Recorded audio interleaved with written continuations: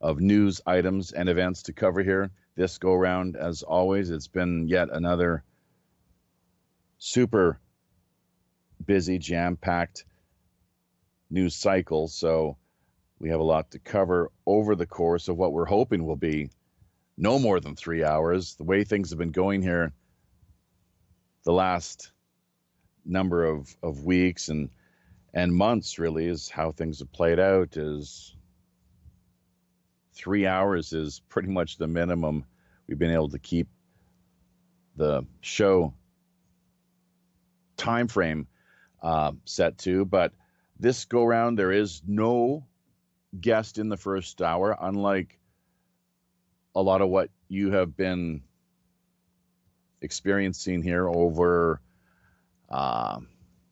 since most of this past year, 2019, of course. But looking forward to this in a big way. And we do have Kaiser Schuff on the wings as well, too, which is great. Always very much appreciated the hand he is able to lend. A lot of great input and analysis coming to us via Schuff out there in Ohio, USA. We'll get to him in just a moment. First of all, though, we'd like to thank a few people here right off the bat, including Svetlana and Rainbow Lightning Woman for the reminds and boosts. The effort, the two of you in particular, have been putting into helping to support our content and see that it reaches a wider audience. I'm sure there's others out there as well, too, who have been helping out. I myself just have been not able to pick up on your activity, unfortunately, if that's the case, though. So do let us know, and remember to tag us in any of the reminds that you have out there via minds.com, Facebook, and other places. Of course, people should know by now that minds.com really is our preferred platform of choice. Here now working with D Live, too, over the past number of weeks. We have a dummy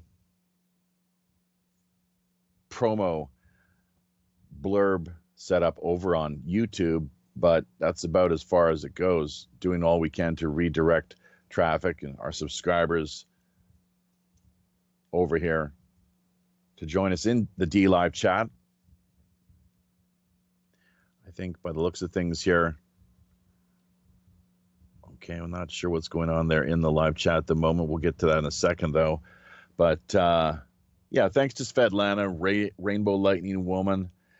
And if you do reach out to us, try to contact us at our email, pirate1radio@gmail.com or pirate1radio@protonmail.com, or through any other means via social media. If we don't get back to you, be sure to give it another try. Either we've missed what you've sent to us, or it's been misplaced, or we just haven't had the time and it hasn't shown up on our radar. But, you know, we do try to get back to everybody who does contact us, whether it's show suggestions, guest ideas, constructive criticism, or you name it.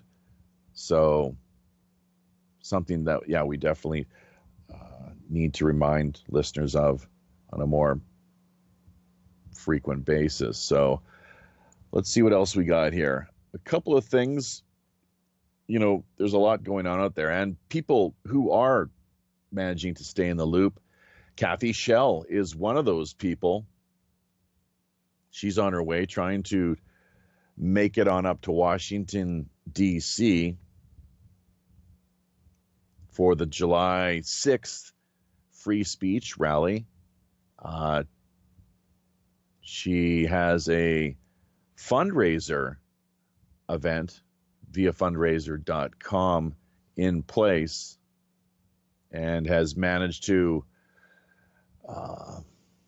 collect a little more than $400. She's hoping for $1,000 and is telling us that will be enough to cover her travel expenses and lodging, meals, and so forth. So if you have not contributed to Kathy's fund so that she is able to make it to Washington and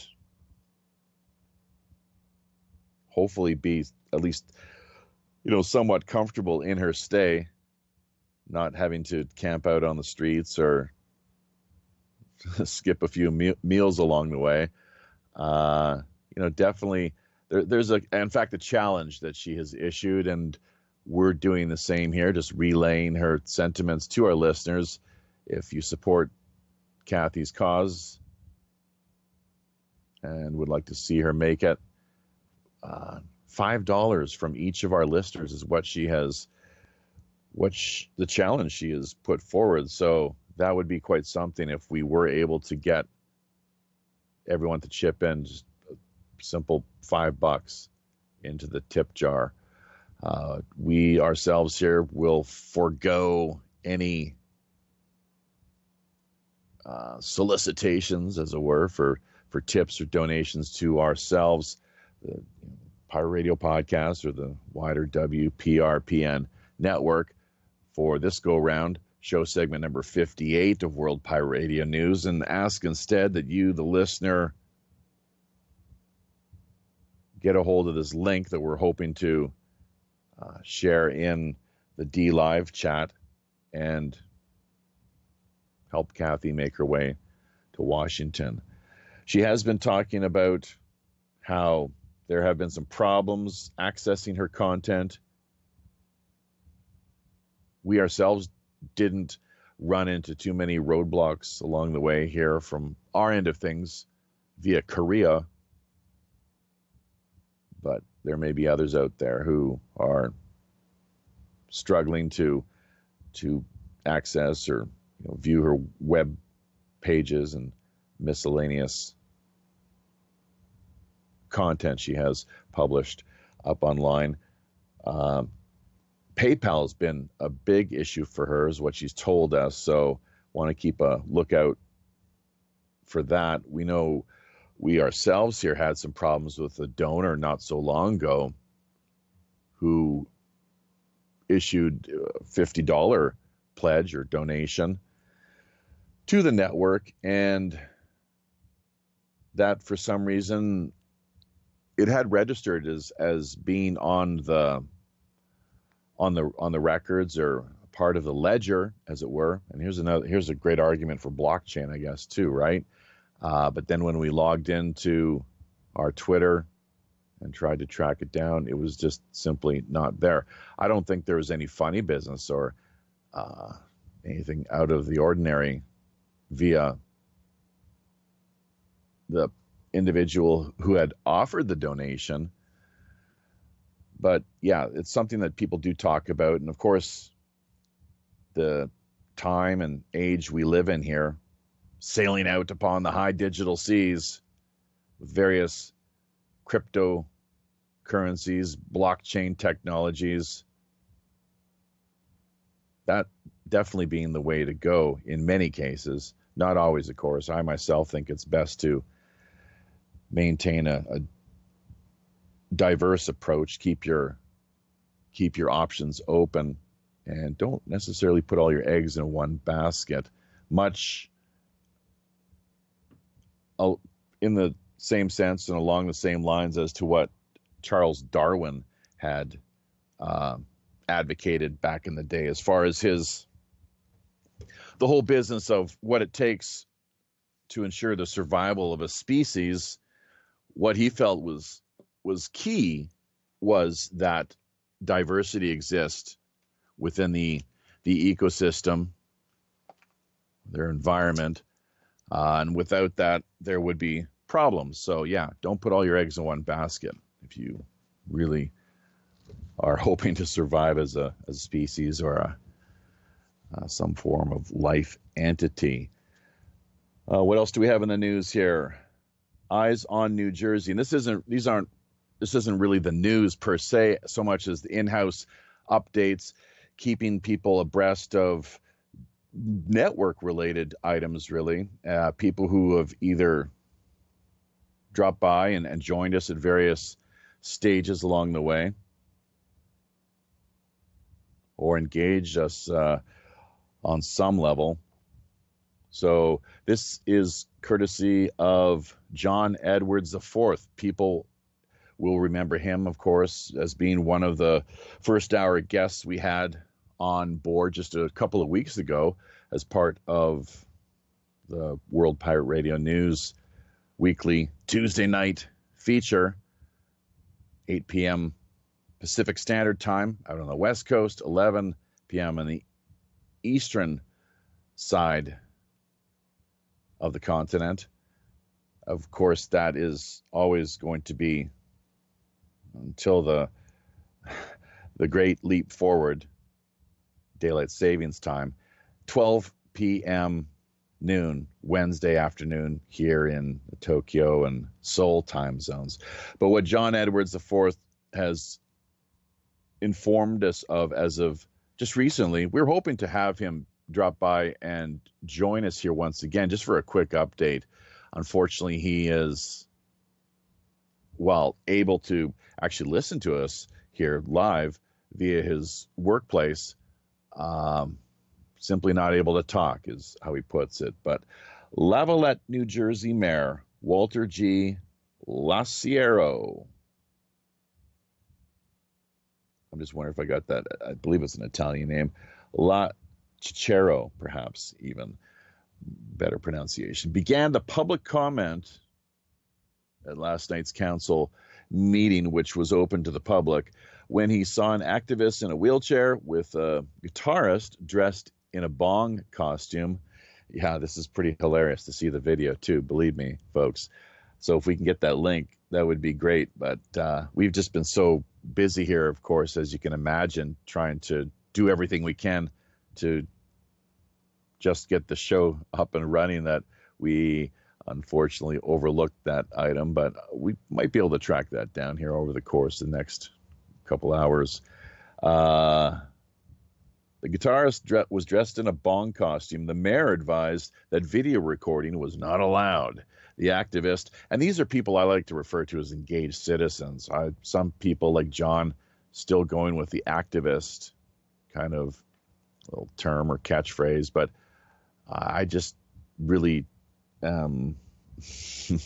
more committed to the idea of engaged citizenship, simply because it's a new way of looking at things and kind of turns the tables on people who would rather simply just shut you down and have you deprived of your rights and freedoms to speak or act in a civil and hopefully somewhat sane manner. But the activist responded with, "Is the First Amendment not allowed here?" The mayor responded with, "Only when you ask and get permission." The wheelchair-bound activist Edward Grimes asked, "What happens now if I keep recording?" The mayor advised he would be escorted out by police and possibly charged and arrested. So the quote here from Edward Grimes is, "It's sad how they treat sick people in Lavalette. The First Amendment doesn't end because the Lavalette Council says it ends." So this will probably be something of an ongoing story. We'll do what we can to remain in contact with John out there via the Garden State, New Jersey, USA, and see what all the latest is here over the next coming little while. Last item we've got here pretty much.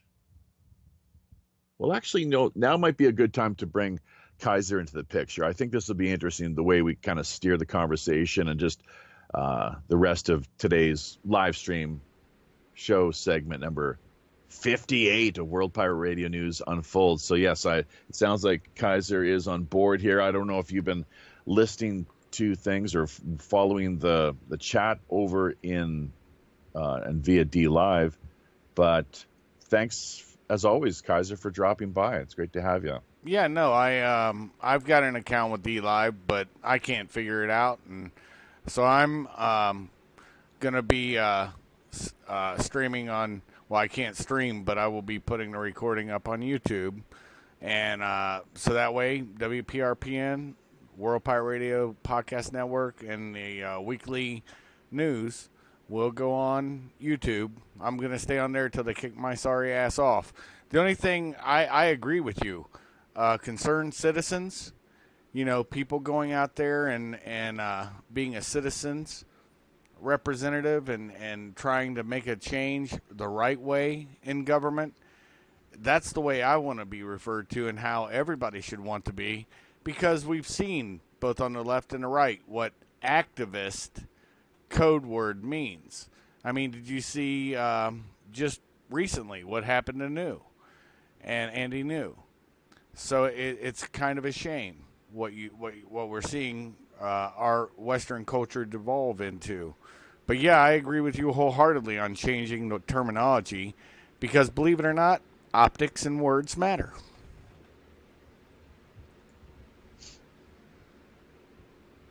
Yeah, we just actually cut you off there.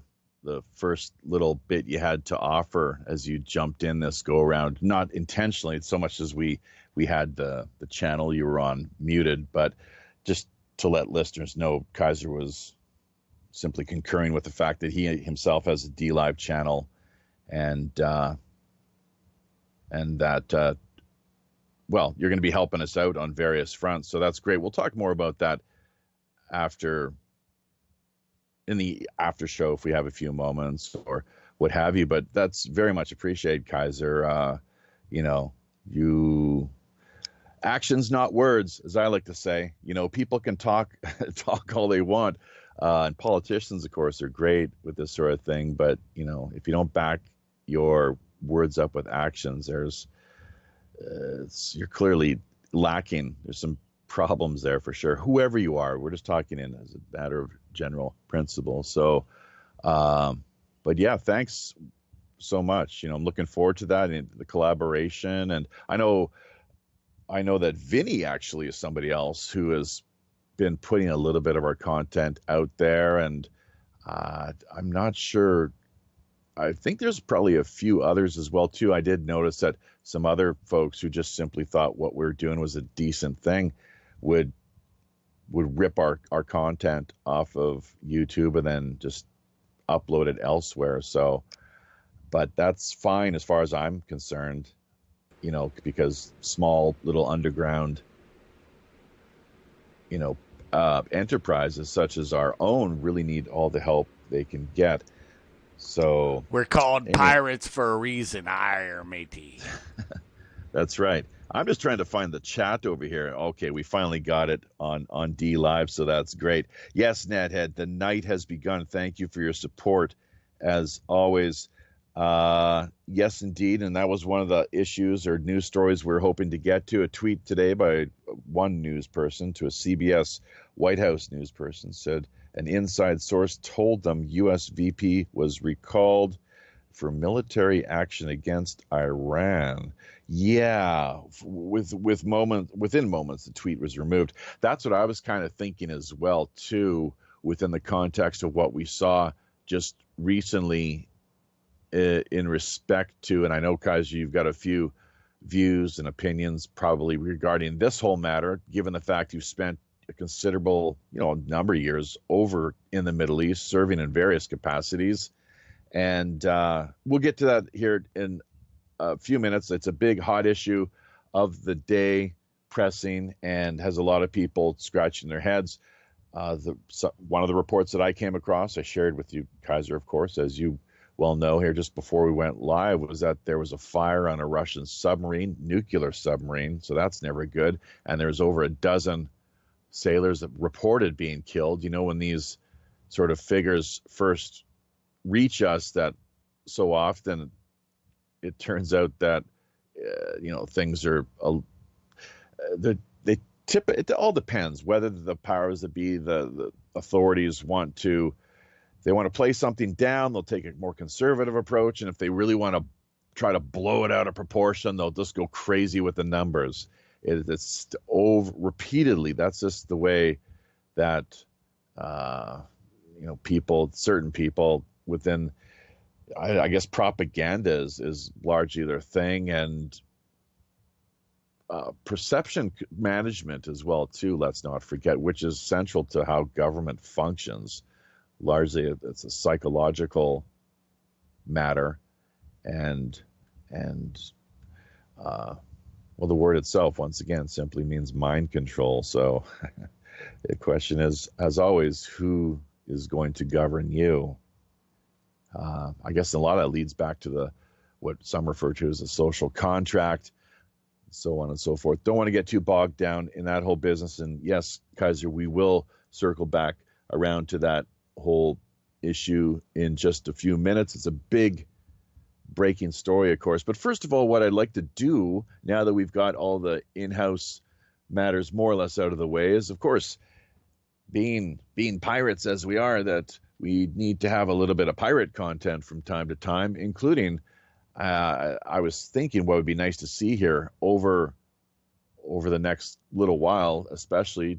It was something that I kind of thought of a while back, but really hadn't got on top of. This essentially a feature dealing with this day in pirate history, sort of thing, or just simply this day in world history would work as well too. But we like to kind of take a look at and dive into the realm and world of pirate history and lore as it has existed here upon this earth that we live upon and find ourselves calling home.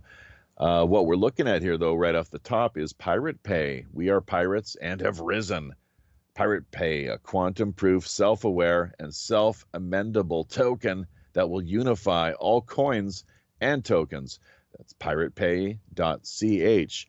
Now, we've just run a little bit of a promotional ad for them. So, yeah, people want to check that out, piratepay.ch. And that's not because they're sponsoring us here by any means. That has nothing to do with it, so much as it's just really quite interesting to note how very similar this project is to what we ourselves were working on developing and promoting here over the past number of years, reaching out to a whole handful of industry insiders for consultation and conversation, exchange of ideas, brainstorming, and the like. Unfortunately, having most of these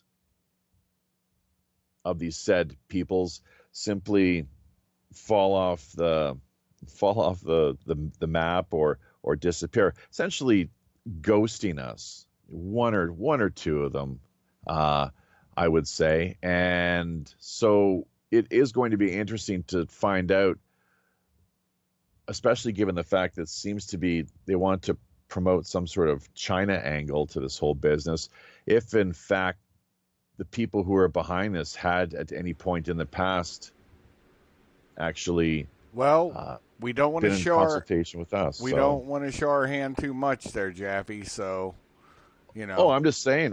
They're welcome to join us for a talk and conversation interview. If it's, we'll get to the bottom of it for sure. We're interested in just knowing the truth. You can't run from the truth.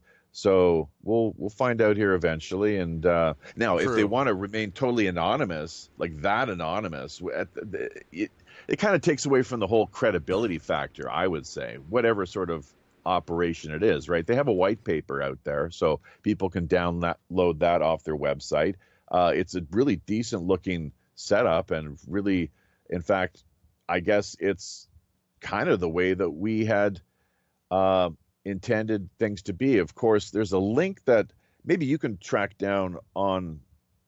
Let's see if I can do it here. As a matter of fact, we have the website running off of two computers. It's a little tricky sometimes, but we've got this Digital Treasure Island page in place here that where we've archived a couple of the interviews we had with David L. and Zimbeck, and there were several other industry insiders as well too. But these people have it very much within their means to the ability to launch crypto tokens. It's just simply that nobody was interested in taking the time to work together and collaborate on that level. So it'll be interesting to see how, what the truth of the matter is, frankly.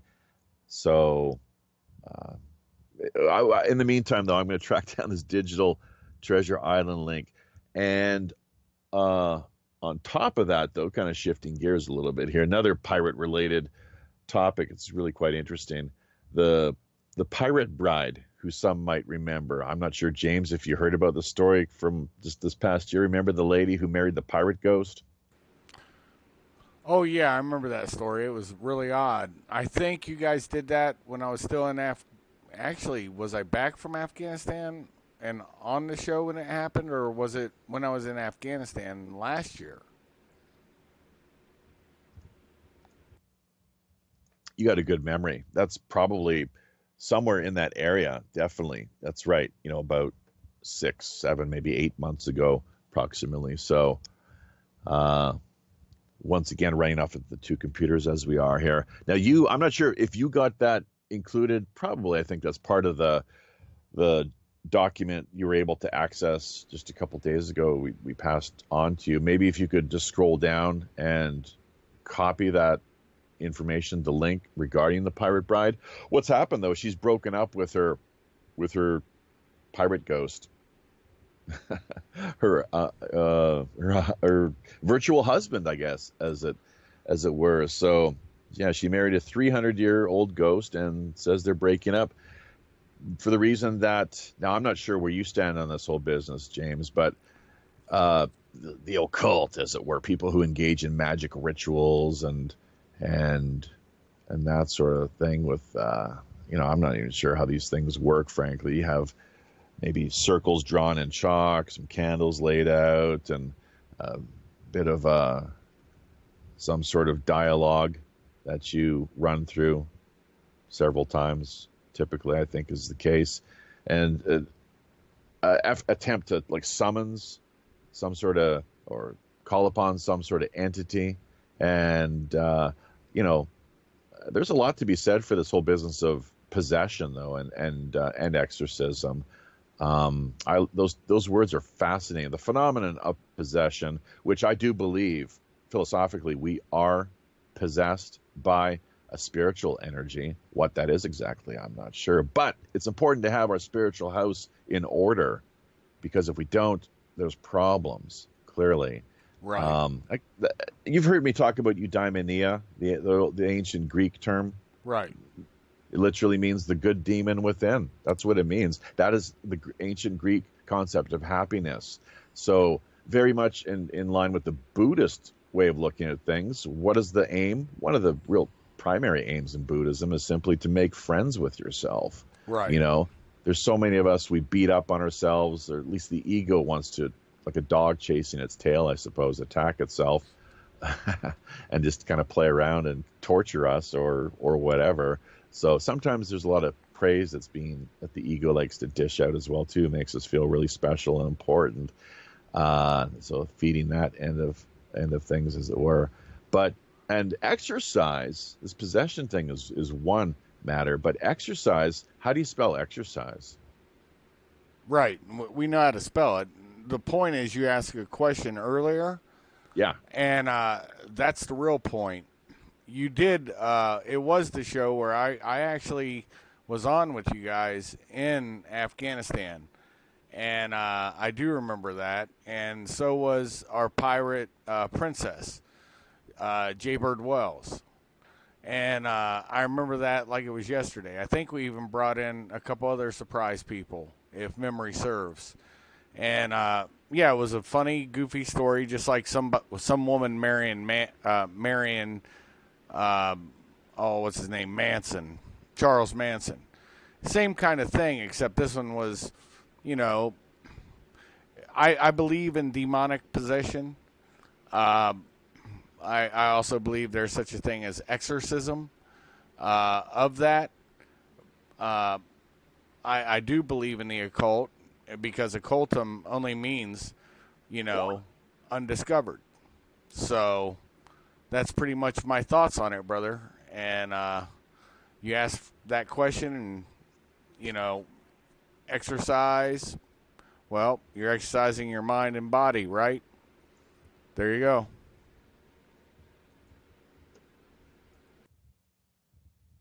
Yeah, the two ways of looking at it with exercising, what the hell is it now? EX, the one dealing with like demonic exorcism or cleansing of one's spiritual self, getting one's spiritual house in order, and then secondly, of course, physical exercise, right? So I don't know if we're Right. saying the same thing Yeah, there. we If you are. Yeah, so that's to me fascinating. It's one of those things. It's like trader and trader, or prophet and prophet. Like, how do you spell these words? Well, and then you look at them, and there's two ways of spelling both of them. Is that just a coincidence, or not? I don't think so. Frankly, I really think there's a reason for that. You'd spelled because I mean, who are the biggest traders in history? And Right. typically those that are willing more than happy to sell you out internationally, basically. So Right. it happens all too often. It's been going on probably since time immemorial. And then, of course, look at what Jesus did, turning over the tables of the money traders outside the temple. He was cutting into their action, man. That was their profit. Into So their Jesus. trade. Yeah. Yeah, and their trade. Yeah, exactly. There's other examples too, but just one of those fascinating talking points and something to be aware of. Going back, of course, to the whole business of the way that uh, spiritual possession manifests, and once again, I do believe we are all possessed by a spirit. We have a spiritual energy. It's a life energy, and it's our duty, our job to deal with it, to work with it in the best way we can. Basically, focus on getting our shit together. That's I think the bottom line, really, from a spiritual standpoint in And particular. to add on to that, I think you've hit the crux of, what I always delve into is making better men, which better men make better families, which makes better children. Being a bastard, I do know that it was more of a struggle to find myself as who I am as a man, right? Without a male figure until I ran into great mentors. But that was later in my life. So just imagine how much better off we would be if, just like in the ancient Buddhist traditions, the ancient Christian traditions, you actually had a lot of spiritual speaking to young men to make them better men, and it made a better family because it's a natural thing. But those men have to find themselves. It's that old adage, heal self first. Well, I'm sorry. What the old adage? How does it go? Heal self first, i.e., Oh, if you, just like on an airplane, what do they say? Before you put the airbag on your child, put it on you so you can breathe and take your time and not panic and maybe cause further injury to your child. It's the same kind of principle. I thought you were getting at the whole business of how it says in the Bible, "Physician, heal thyself." Is that Yeah, it's the not same the thing. Yeah, it's the same same thing. thing? Yeah, Physician, because heal thyself. Okay. yeah, because how can you heal others if you haven't healed yourself? And that's The why a physician is practicing medicine. A doctor practices just like a lawyer, a pleader is what I like to call him, but you know what I'm saying. Yeah, we've talked about that a few times here now on the show. The way that it's quite interesting with legal uh, practices, medical practices, and also spiritual practices. Made the point how you would think Exactly. with so much riding on things, people's lives and careers at stake, uh, that you would hope that these people, these doctors and lawyers, would actually have their act together, so that they had the practicing was pretty much all behind them. They were ready to actually, do the real thing. So, and then spiritual practice. It's very, I guess, because the whole thing, they talk about, it's not the, I guess, the journey. They talk about it being the journey itself is really what it's all about, the life experience, the ups and downs, and, really the here and now, as always. So, which reminds me of this business of meditation, given the context of our current conversation. Everybody meditates, as far as I'm concerned, or as you would say, as far as I'm circumcised, right? So, Yeah, I say it because of you, because you invented that term. I will tell you this. I agree with you. It's not, look, the end game of it, I had a great conversation with somebody a few days back, and we came to an agreement. Look, what's better, getting to the apex of the mountain, that hard work, or going downhill, and this isn't a mountain bike metaphor, that hard work to get up that mountain, or that just letting your legs run flat and going down that mountainside on that scree and the loose rocks and everything, and just flying down it with no effort. The journey is the important part, I guess. Is I'm agreeing with you wholeheartedly that hard work makes you a better human being. In other words. yeah, just turning our focus now to what Nethead is providing us with here, information wise, live in the real time chat via our channel over here on D Live. Link out of thehill.com stating that Israel is preparing for possible military conflagration with Iran, official says. These people, that's one of the things that we're going to talk about this go around as well too, was Israel's not so secret nuclear program, to the extent where, I guess, from what certain reports have stated, they have an arsenal anywhere in the area of, and upwards of, shall we say, between 200 and 300 nuclear warheads, which, I mean, that's enough to do a lot of damage to most of the world if they just unleash their Samson-like scenario and agenda. So built by the South Africans during that right. time. And yeah. But if they do it, the Saudis will do it. Because if you don't think the Saudis are armed up now, think again. Oh, you mean with nukes?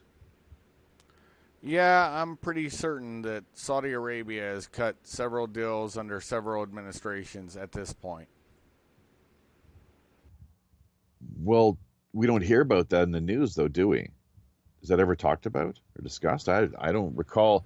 Well, if Adnan Khashoggi's nephew wasn't killed in such a public way, would you have heard about him? Well, no, he would just have disappeared, and people would be wondering where he had gone to, I suppose, right? Right. So, right. And Saudi Arabia, everybody can bang on a lot of things, but I lived in the kingdom for 9 months. I can tell you, it is a secluded, secretive as North Korea. And that dovetails into other stories that we have. But, yeah, I think that if Israel does it, it's going to be with a wink and a nod from the UAE and also the Saudi Arabians and the Kuwaitis. That's my 2 cents on that. Isn't that something? So, I was really disappointed, actually. I guess, you might have a different way of looking at it, but I think there's a lot of people that are really disappointed. They might appreciate and, support Trump in certain respects, such as what I know I do. Not a total a total fan or cult devotee by any means. However, I was really disappointed with the way that the you look at that recent photo at the G20 in, I guess it was Osaka, and who was standing right next to Trump on his left-hand side, but uh, the Saudi royal prince, the same person who has been directly implicated in this high-profile murder of the journalist Khashoggi, to which, to this point at least, there has been so little in the way of any further accountability. I think there's been considerable investigation, and really that's, at this particular moment, it does appear as if the prince and his cronies or minions, if you will, people probably get the picture more or less, and can understand the way things operate. But yeah, that they did have a direct hand in things. So I find it's reprehensible and inexcusable. Well, see, I honestly despise when people call Adnan Khashoggi's nephew a journalist, because the family business, you know what it was. We've talked about it. It's arms dealing. And he was probably offed, just like Gerald Bull was during the Gulf War, because he had knowledge of certain things happening within the kingdom. And he had knowledge because probably the family business was involved. And, everybody thinks when you say arms dealer, it's firearms, cannons, tanks, planes. No, it's also a lot of things. And I'm sorry, if you're in bed with lions, don't expect that they won't bite back. And that's just my 2 cents on it. He wasn't just a journalist. He was also in the family business. Well, I don't know how that justifies what took place in the embassy just, this past year. How are you going to justify the No, murder? I'm not justifying it. What I'm saying is it's big boy rules. And what that means is if you're going to play, he should have known. He should have known better. He should have known to keep his nose out, to not do certain things. Well, he should have. He walked into a trap. Obviously, he should have known better. No. He didn't listen to his gut. Nobody walks into a trap willingly. They know. They get those butterflies in their stomachs. And there's been studies that the stomach is actually linked to the mind. And it's actually a sense of foreboding. And every human has them. Now, money, sloth, different things can all screw that connection up, or just personal perspective, in my opinion. And when it's no different than the mafia. We've had this discussion numerous times. The mafia is big boy rules. They go to prison. They get killed for the Don, right? And think of the prince as the Don.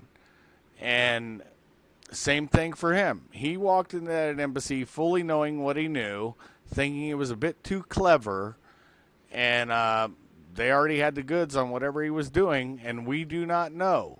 But that was the first thing that alerted me that probably the kingdom has items. And that's all I'll say, because I really can't get into some things that I really, truly believe, and for good reason. I wonder if he had an insurance policy, as it is known, and that there were people out there who were equally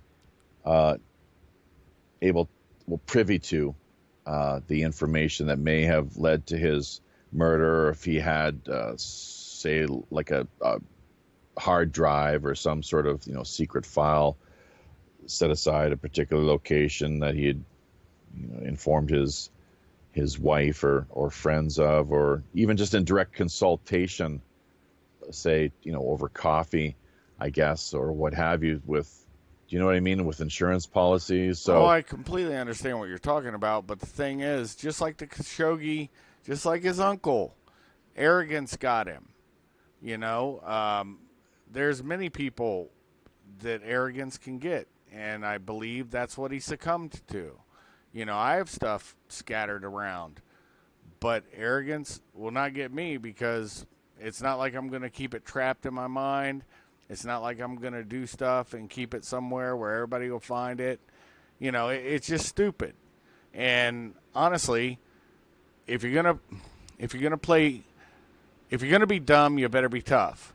And if you're going to play by big boy rules, you better understand the rules. And the rules are, in the end, all the way up into your death, that's what it'll be. And if you can't accept that, then don't play it. And when the journalists are like, "Oh, he's a journalist," yeah, they also know. They know the Khashoggi family. Notice they weren't talking about Adnan Khashoggi. So, I mean, they don't even draw the link to the family business. So, I mean, like you always say, not fake news, propaganda news. And I'm firmly in that belief too. And that's just my 2 cents, brother. I mean, that one subject really triggers me, because I understand what's happening, I believe, at this point with that. And we haven't discussed that since it happened. And so that's all I'll say on that, because I can't really go any further. Yeah, fascinating area of discussion for sure. So once again, though, myself, I think many others too, who may be moderate supporters of Trump from time to time, depending on what policy we're talking about, that, disappointed. But at the same time, he's going to do what he's going to do, obviously. And they've got their business deals all worked out. And I'm sure that Trump and his empire continue to make money hand over fist here on a whole multitude of fronts. So I don't know. I guess we'll see, the American public. There's a lot of hardcore fans that he definitely does have, the very rabid followers and devotees.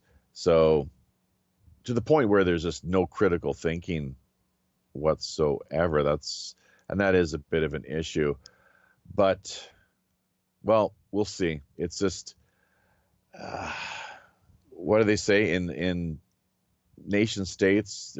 There are no friends when it comes to nation states. Don't have friends. They have business relationships, sort of deal. Right. Or, it's something along those lines.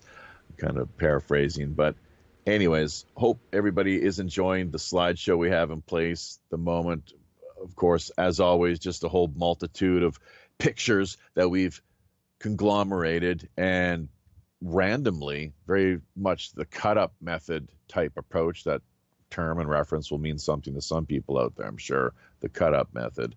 But just a very random way of presenting what's been taking place here on this end of things, the stories that we've been coming across, the people we've been crossing paths with, and memes we've managed to collect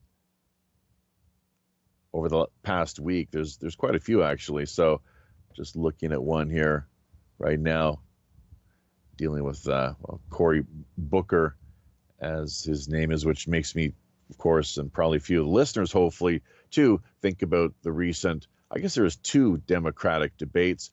We could get into those in just a moment or two, but I like to just kind of keep things rolling along here for the time being. Great mix of photos, though, definitely, with health and pop culture and all kinds of great eye candy, and of course things hopefully to keep you as well mentally stimulated as we can possibly manage. But one thing as well too, I forgot, kind of have not really brought up to this point, simply because we became too focused and distracted with other things. But yeah, I think there's a few people this past Friday night, Saturday at noon here, once again, Tokyo and Seoul, but Friday night, 8 p.m. Pacific Standard Time, the West Coast, 11 on the East, back in North America time zones. We did not have a feature show this past Friday. There were a few people who were a little disappointed, and I really don't know what to say other than our guest was simply a no-show. James West, still have not heard from him. So hoping that he's all right, I guess we could, try to reach out to him at some point here. But I thought we'd made it quite clear that, through various means that, and he, agreed to join us and take advantage of that time slot. But unfortunately things they didn't work out in the way that we'd like to see things manifest or take place here on Friday nights. But we'll see this go around as well, too. It is a bit of a struggle, I must say. I'm not sure if people really realize the effort, the energy that it really takes reaching out to people across social media, working on lining up these Friday night feature interviews. Of course, we've been doing a lot with respect to, Tuesday night news segment that we find ourselves in the midst of right now. Show segment number 58 of World Pirate Radio News. Myself, of course, Japhy Ryder, overseeing the live stream here via an undisclosed location just somewhere off the Korean Peninsula, along with our good friend and fellow pirate matey, Chief of Security upon the Robin Hood, Ohio, USA's Kaiser Schuff.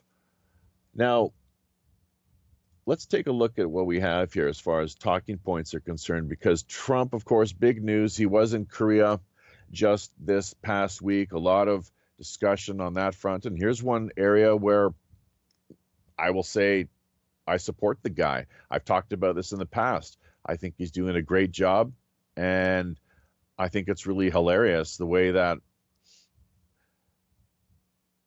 anytime he does something productive, so many people are triggered for some reason. It's quite fascinating. In fact, I'd imagine there's probably a few academic papers, dissertations that are being written or have been put together here over the last little while, dealing with the Trump phenomenon, and in particular from a psychological standpoint, how people, for crying out loud, there's people that are to the point of wanting to commit suicide because Trump is the president of the United States. It's incredible. Well, it comes from both the left and the right, brother. The neocons and the neoprogs, that's what I call them, the neocons and neoprogressives. Neocons would be somebody like a Romney, Bush, and then a neoprogressive would be like Clinton. These neoregressives, they are, but I'm saying that's what they call themselves, so let's give them their title, neocons and neoprogs. Notice they're all war hawks now on the neoprog side, and the neocons have not changed their stance. What's that guy's name? Ben, whatever, the Jewish kid? Shapiro, and other people, not just him. Romney. There's been a bunch on both sides that have lambasted, he didn't get anything. Yes, he did. He got a face-to-face, and that gives, and as well as I do, because I was stationed in Korea for a short time, not as long as you've been there, this, but you also know I was there. And the point is, he gave Kim Jong-un face. And that's big in the Asian world, especially in Korea. And we all know that Korea is close to collapse. I think Un is in bad health. This is my opinion from just different reports that I've heard. Moon and him, the most epic one, honestly, was Kim Jong-un and Moon doing the same thing that Donald Trump and him did. And having that private face-to-face where they spend a whole day with each other. And then I believe, if reports are correct, which I believe they are, that when the whole Vietnamese summit thing came up, Un got back and several of his advisors who screwed the pooch He executed it in a spectacular way by tying one guy up to a cannon and having it fired. So, And where was this recorded or documented? Proof of which we well, can find you don't where need to. exactly? You're not going to find it. But We've that's talked about this, Kaiser, the yeah. Lazarus effect. So I'm very skeptical. You can be skeptical, but you'll notice certain people weren't there. That's Well, all I'll yes, say. and notice certain people return magically, You'll jump see. up back to life. So Yeah. what's that all about? At the same time, the Western We're not media. going to argue over this, man. I mean, I No, just told you something. No, I'm making clear to our listeners, though. I'm just to make clear to our listeners that so much in the Western media, they make total. It's a real big issue, making hay over the whole thing. And when these other, like his lovers and uncles in the past have magically returned to life, these are false news reports that are being issued saying that they've been butchered in the most atrocious and heartless way. That the Western media is quick to jump on it, but when the people come back to life in accordance with the Lazarus effect, you don't hear a word from CNN No, I agree or with Fox you. or MSN. None of them. Nothing. I Crickets. agree with you, but the point is even greater that the media has not reported these things. So that's all I'll say on that.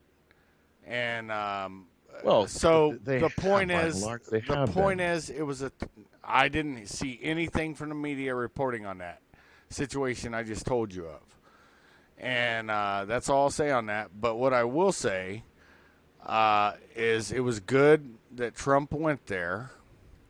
It was good they had FaceTime.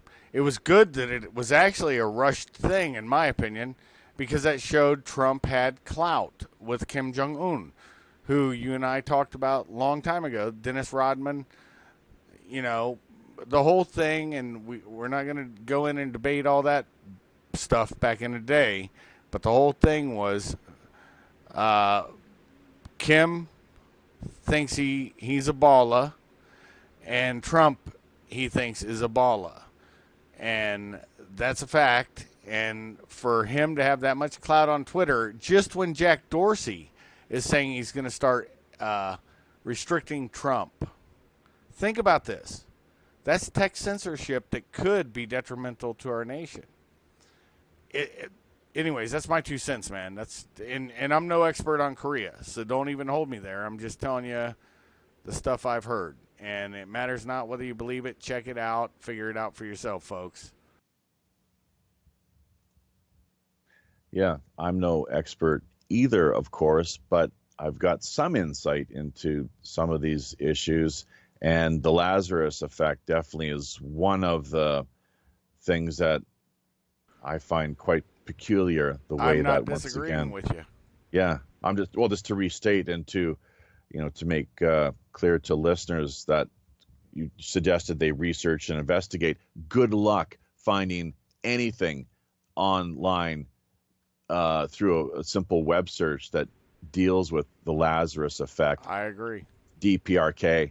There's nothing. It's completely scrubbed from the web. Is all I can say. And speaking of which, it's quite interesting to note this as well too. What you were talking about, Shuff, this Pauly Shore, the comedian whose actually mother Mitzi helped to launch the Comedy Store out in LA back in, I guess it was the early to mid 70s. Yeah, it was that 70s. He was a guest on the Joe Rogan Experience last year. I think it was, I think it was August actually 2017, man. That's right. Yeah, that's right. And so that's kind of shortly after that I clued into, or I heard what he had to say regarding this whole matter, how off the record Kim Jong-un behind the scenes actually very much respected Trump. It's just for political reasons he was not able to be more upfront and above board regarding the whole matter. So that was according to what Dennis Rodman had told Pauly Shore at one point or another. They'd met and had a bit of a discussion. But that talk actually, it can be found, but I spent probably 10, 15 minutes through various attempts and You send it to me, and researching. I will make sure to put it on the YouTube channel, and I'll throw it Well, back to you so you can put well, it on yours. well, D Live actually is where you should put it in the chat box. Would be I'm ideal. not in D So Live, so okay. you're not even logged into D Live then, is that right? I told you I'm having some issues with D Live. So, anyways, yeah, Oh, no. The point is you and I had the conversation. You found that, and you were like, "Wow!" And I told you about Rodman's uh, father's history in military intelligence, and I said before that was even brought up, I also told he was a Navy intelligence guy, and I told you about some stuff, and then you found that, and I was like, awesome. But I just don't want to get into the minutia of things, man. We got stuff to cover, and people can look it up for themselves. I gave everybody a pathway to look at. yeah.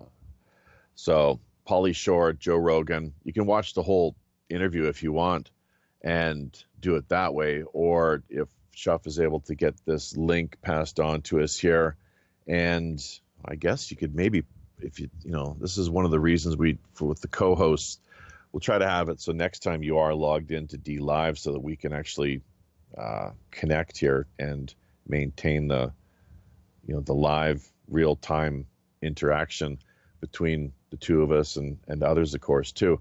But what I'm going to do right now, actually, is we're going to take a pause for a little commercial break. We're actually hoping to pick up a couple other sponsors here along the way. So if any of you listeners know of somebody who would be interested in supporting the show, by all means, reach out to us, pirateoneradio@gmail.com or pirateoneradio@protonmail.com. Got to keep repeating that because, well, longtime listeners will hopefully have written it down, but those that are just dropping by and joining us here for the first time, it's good to keep this information out there and available. So we're going to queue up our little promo spot that we have put together here for Red Dragon Herbs and Teas. We're using a new media player here, actually, for technical reasons. And hopefully this will come off without any, without a hitch, as the saying goes, but let people have it here. Red Dragon Herbs and Teas, definitely the way to go. I know the captain supports the line of products that Ryan has available, and we try to have as many crew members here as possible drink their fair share of teas and herbs as they can manage. So we'll be back in just a moment here after this word from our sponsor, Red Dragon Herbs and Teas.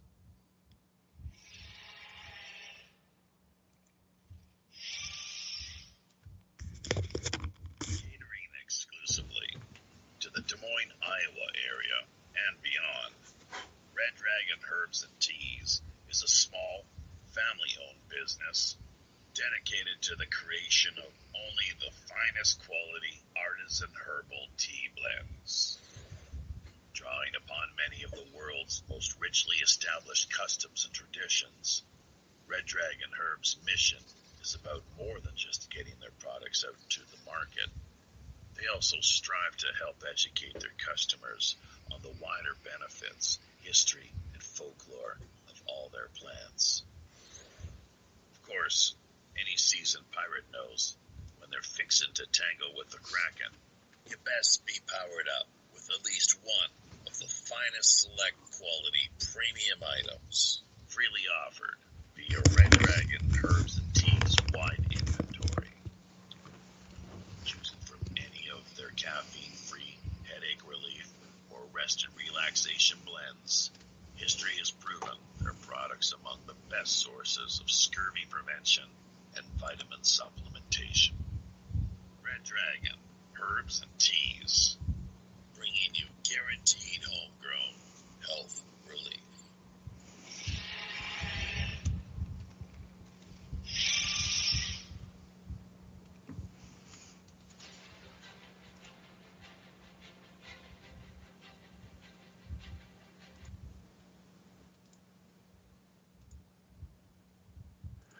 Red Dragon Herbs and Teas, bringing you guaranteed homegrown health relief with a little bit of the introduction there once again. This new media player, of course, have to work on getting the settings all figured out, but happened just to be on a bit of a loop there for some reason. Wanted to kick into the other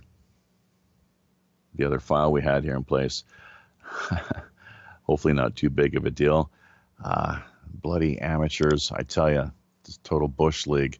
But one of the things I was going to say here right off the bat was, well, first of all, let's make clear, any order over $25 or more, you will receive free shipping.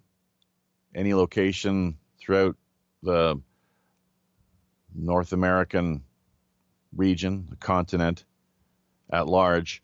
And on top of that, just let Ryan know 2 words, pirate code. And you'll instantly pick up a 10% discount on your order. So free shipping, 10% off. Can't go wrong there. And it's a way of helping to support the show. There's other ways, of course, too. Helping to remind our content, engage us in any way you can, of course, with comments, upvotes, sure. Doesn't mean a lot to me personally. I don't get a lot out of seeing a bunch of upvotes over on Facebook, to tell you the God's honest truth. Mine's is a little different story because there's actually some sort of reward involved on a virtual level. You pick up a little bit of boost power. Always need a little more win for your sales, of course. So, yeah, so liking, commenting, sharing, reminding, all good stuff. And PayPal donations, Pirate One Radio at protonmail.com. Sometimes we have those PayPal donations coming our way. Nothing more than $50 here to this point. So it'd be great to see somebody actually offer $100 at some point. I imagine we'll cross that threshold at some point here along the way. Can I add something to that ad? It's veteran owned. Ryan served this country in combat. He's also a patriot, just like Japhy and I. Japhy, while you think he's Canadian, if you think he's not a patriot, you mistake yourself. He is the truest form of a patriot. And that's my 2 cents. But yes, I need to make sure that you guys know Ryan, who has the Cold War podcast, he is also a veteran and a Marine. So that's why that's the only thing I wanted to add to your ad, brother. Yeah, he's a father and captain of his hockey team. I think they're called the Wolverines, actually. Yep. Out there in Iowa. So pretty decent, stand-up individual, and really got a lot of great things going for him in this life. And, we just really appreciate his support, and hopefully that's reciprocated. It was definitely when we found ourselves receiving a nice little shipment of 3 packets of various Red Dragon herbs and teas, being sent our way there this past year. So we'll see. We do need to have that order restored and our stocks refilled here at some point. But the good ship Robin Hood needs more. All of it's grown by him and his family, and all of the families involved in the harvesting, collection, all that stuff. He gets his kids involved. I mean, this is a man who is a man. So, it's with love. You guys aren't getting some factory-made, bought stuff. You're getting stuff made with tender love and care. Absolutely. He's struggled as well, too.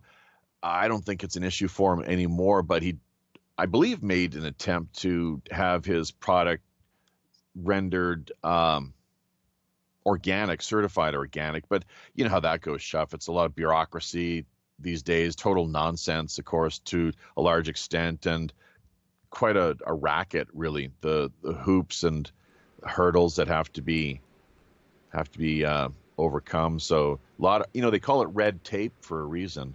Same reason why when Yep. your business goes down, you're in the red. Oh yeah. Red. Yeah, red means no. The whole thing is Bolshevik red. it is yeah, exactly, brother, and that's a whole nother issue. But the interesting thing to me is it's grown in a greenhouse. So how's it not organic unless some of those Monster Santo, what do you call them, bees get in there from getting on that GMO stuff, which they can't. It's in a greenhouse. So it's mind numbing to me why they did that to him. It was ridiculous. Well, it's just politics at their most basic, petty type level, really, as far as I can tell. And it's something that you find yourself coming across clear across the board. Every town, every little community there is, right around the world, frankly, I would say it's the same sort of bureaucratic red tape that people who otherwise would be able to provide quality products out on the free market, genuinely free market with these small and medium-sized businesses. We're not talking the giant multinationals, all this referencing so-called free trade. It's, as far as I can tell, it's the scales are tipped, and it's really it's atrocious, and it's so much a lopsided, really, scenario, frankly, with this the money being trading hands, and it's mind-boggling if you think about it. But if there's a way for these small, medium-sized businesses to get the word out and to have their products made available, using perhaps sometimes a little bit of ingenuity and sidestepping, bypassing the red tape, I'm not so sure it would be a question of finding, loopholes, I guess, or just an innovative way of looking at things and going about doing your business. That's great, of course, and something we fully promote. I'm not a big fan of the multinationals. I'm more kind of a mom and pop sort of guy, simply because I think that's, those people they're the salt of the earth, as the Bible tells us, right? So it really is the case that a lot of hardworking, good-hearted people I know I've met over the years, definitely. So I do all I can here to make sure that I've got their backs. And besides, hashtag think about it, WWRHD. What would Robin Hood do? Yep. Yeah. And I agree with you wholeheartedly. You've proven a fact. I can't wait to have you on my show.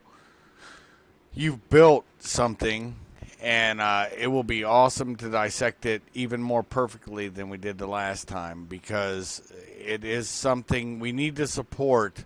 All content creators on all platforms. I share this on Facebook.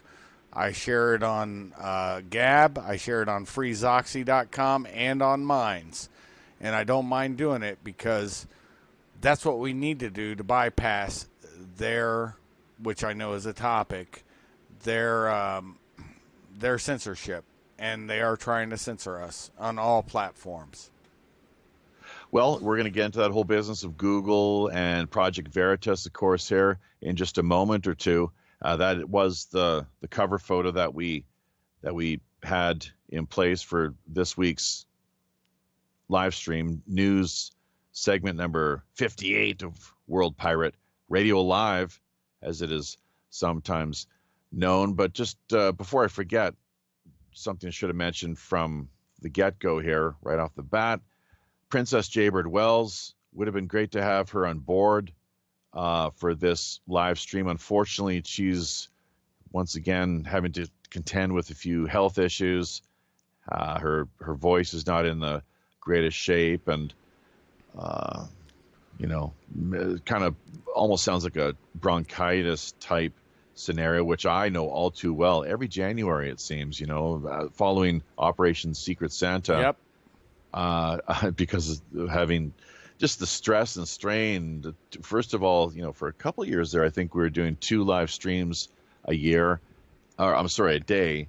And then this past year, of course, as you know, Japhy, it was the 1 stream per day. We'd hope to have had more live streamers active. Maybe we can work on getting that up in place this go round. There's a number of people out there who do know about Operation Secret Santa. So we're just coming into July here right now, but we definitely, that doesn't mean we can't do a little more planning and promotion, because it's an annual event, but it's also a year-round type campaign, which we just really ramp up and get more.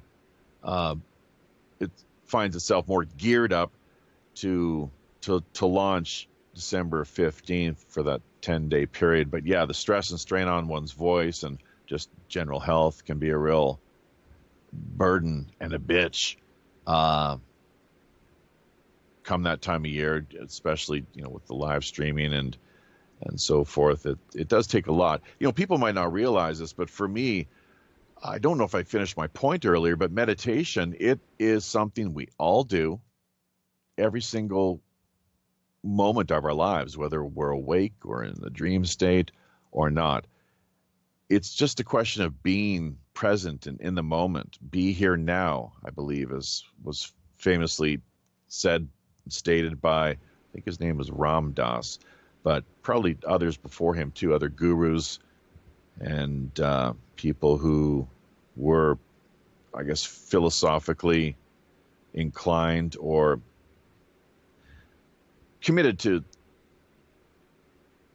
pursuing a spiritual path and not having it so that when they passed on into the next realm, that they would look back having, with the thought or belief that they'd wasted their lives, fallen short of the mark, as it were. That's something Yeah. I'm sorry? Sinned. Sin just means miss the mark. Everybody fails to remember that. But I love what you just said, being present in the moment. It's not just being present, it's being prescient. And those two things, I love how you always will bring 2 words together, and this is the first time I've been able to bring 2 words together. You are present in the moment, but are you prescient in the moment? Thank you for that. Thank you for that. I've never you've presented that information, that insight. That's really, information is so valuable, of course. And a lot of people think when it comes down to the whole business of presence that it's a question of diamond rings or houses and fancy cars or what have you. But what could be the greatest gift? Or information is so precious and really valuable, provided it's decent quality information, of course, not disinformation or misinformation as things go. But that word prescient, yes, that's I've never had that insight, frankly. And how I do love wordplay, of course, Shaf, because there is a real power to words, and that we are endlessly casting spells, frankly, whether people realize it or not, mostly because of the fact of what we're putting out there, the language that we project and that we share with our audience. And definitely something to reflect upon. But presence, so that's really great. I kind of lost my train of thought now, which does happen from time to time. Speaking of being present, but it's a question of 2, the Socratic method. What?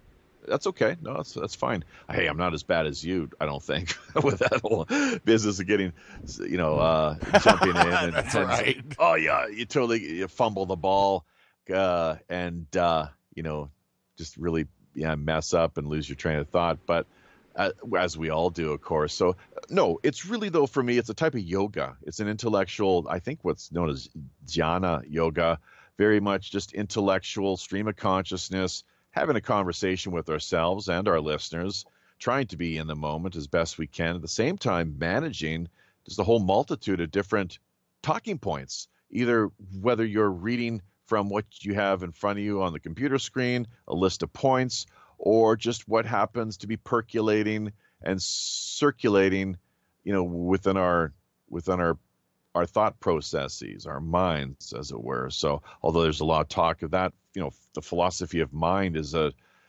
that's a whole area where I really get lost. Frankly, I don't understand what's going on there at all, other than the fact that there is said to be a distinct separation, this dualistic approach, way of looking at our brains, the physical brain, and then what's known as the mind. It's the yin and the yang, the left and the Yeah. right, all the parallel, or not parallel, but the hemispheres of the brain. And I also believe it goes to the stomach and to the heart. I think it's all interconnected. I really think I'm screwing up the program tonight. I changed the word that I wanted to say. I think I'm screwing up the program just because you've tapped into something, brother. No, you're doing fine, man. Don't worry about it. So if you happen to steer too far off course, I'll definitely let you know. But we'll try to keep things rolling along here now as best we can, covering all the talking points we have in place. So let's see what else we're looking at here. Yeah, that was quite an historic meeting there, definitely along the DMZ. So an area where I support Trump wholeheartedly. I mean, once again, listeners have heard me talk about this in the past, how there really seems to be the skies are a lot quieter, which I appreciate given the fact of where I live right here in the crosshairs. This major overflight area, all the directions, for years would have planes coming and going, just regularly, routinely, nonstop, pretty much it seemed 24/7. And it was a real headache. And now the way I guess Trump is doing things with him as commander in chief, I think he's probably got an impact or an effect in having those planes maybe not have to be so active out in the skies here overhead, especially residential areas, townships and so forth. To me, that makes no sense whatsoever. I definitely know that I don't want any planes. It doesn't matter whose aircraft they are flying overhead, and with the way that they break the sound barrier and just a lot of excessive noise and the pollution. I'm not sure. Electrosmog is a different type issue, I suppose, but it's just a friggin' headache. So I'm really thankful to Trump in that sense. And as I'm sure a few people are, not too many Koreans, I don't think, have even probably noticed. But what he's doing there, what I can see at least, one is he's saving on money, so that resources can be set aside and allocated elsewhere. There's less fuel costs and so forth. But also, secondly, the environment. It's a cleaner skies is what we're dealing with here. So that's great. And one area and point where I'm just really happy with the state of affairs, along with the fact that there's communication between the two sides taking place, as has always been the case, of course, for the longest time. These back channels that I'm sure Shuff knows all about, behind the scenes conversation between diplomats and ambassadors and embassy teams and Representatives. Various representatives, shuttle diplomacy and so forth that we never even hear about. So, and a spirit of true detente. And a spirit of true detente. And that's something we haven't seen since the Cold War. So what does that word mean? Detente, what does that? It's a French word. What does it mean exactly? Detente means honest conversation to settle something. That's what Kissinger détente was means. Kissinger. Henry Heinz, war criminal. Right. Kissinger was he was known. You see his name often included in conversation, the détente that between the two great superpowers, USSR at the time and Washington, USA. So many people as well too. They talk about we're over there, we're doing this, we're doing that. I'm sorry, folks, I just don't buy it, and that's you're not going to hear me talk about we're doing this and we're doing that because I've got no stake in it whatsoever. I didn't vote to bring this about or to send these people over to a certain area to do certain things or for certain policies. Yeah, so it's like they are doing this, and usually it's Washington, Ottawa. Okay, the Trudeau administration are doing this, fine, but me, no, I'm just an observer, commentator, what have you. Go ahead. Right, but what I mean by that, I wasn't trying to drag you into it, Japhy. Wasn't my purpose. Don't worry. My purpose is only that there's conversations happening, and they're going on at the highest levels. Look, underlings, representatives, ambassadors, whatever you want to call them, they can only do so much. But when you get two leaders in a room alone, or as alone as they can be, that's where you're making headway. And I disagree with Kissinger because he tried to be a proxy during the 70s, okay? He was the go-between, right? But it wasn't until Reagan actually walked away at Reykjavik from Gorbachev and things started to really happen. And so there's a whole lot. You know what I usually say about effery, let's just say it that way. It's a foot when that kind of stuff happens, but not when you get the actual heads of nations talking, because now you just came to a human level. And that's something I think we miss when it's just a representative and a representative talking, because there's always that play that can exist. And that's my 2 cents. All right. Yeah, always important to have those channels of communication open, of course, because without that, there can be all sorts of misunderstandings and false assumptions and problems arising, of course. So that's an area actually that's long fascinated me, that I had back in the day actually thought that it would be interesting to act in the capacity of a conflict resolution type personality. Never studied it formally, but I was referee for a number of years, reffing hockey games back in Canada at various levels. So, I thought that was a pretty good experience. It's interesting to see as well, too, the way that each side, they want to kind of, they want to manipulate you basically and win you over so that you're more favorable to their side. But, and I think that's really the way it works in, real life, the big boy and girl political arena as well. So, I love how you brought that up, because honestly, all conflict resolution has to start at the base level, the small unit level. There's a famous thing during a Christmas during the First World War where soldiers on both sides just decided they weren't going to fight. They were firing their guns up in the air. Paul McCartney wrote a song about it called The Pipes of Peace. You guys can look it up. It's a real event where the soldier just said, screw command, we're going to have some peace, for a while. And it lasted longer than most people know. So, never underestimate what a small unit can do to correct a problem. And that's all I'll say on that. All right. Well, good point. Just following the slideshow we have in place here.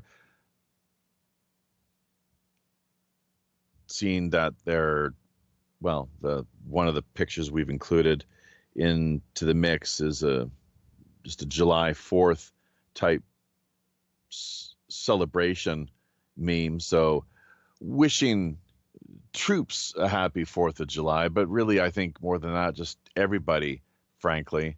I really myself, I hate to see so many people stationed overseas when there's these problems at the border. To me, looks like almost like Rome all over again, frankly, with the scenario, with the economics and the bankruptcy, the financial end of things, sending your troops to foreign destinations, and then on top of that, having many of these said outsiders welcomed in, freely able to, be a part of your nation or your community. So it seems like there's a certain formula that's being deployed, I guess. Really, they're turning to it once again here, the powers that be. Politics, people talk about, conspiracy theories. You're a conspiracy theorist. I think I've said it here in the past that, just to be clear, that bottom line is, I really like to look at myself more as a political scientist. So it's important to be able to autonomously name yourself rather than have others throw mud or these pejorative labels or try to put you in a box. No, we need to take the power back to ourselves at the individual level and rethink what it is that we're putting out there, the terms, type of language we're using, and ultimately, what it means is, I guess, what we intend it to mean.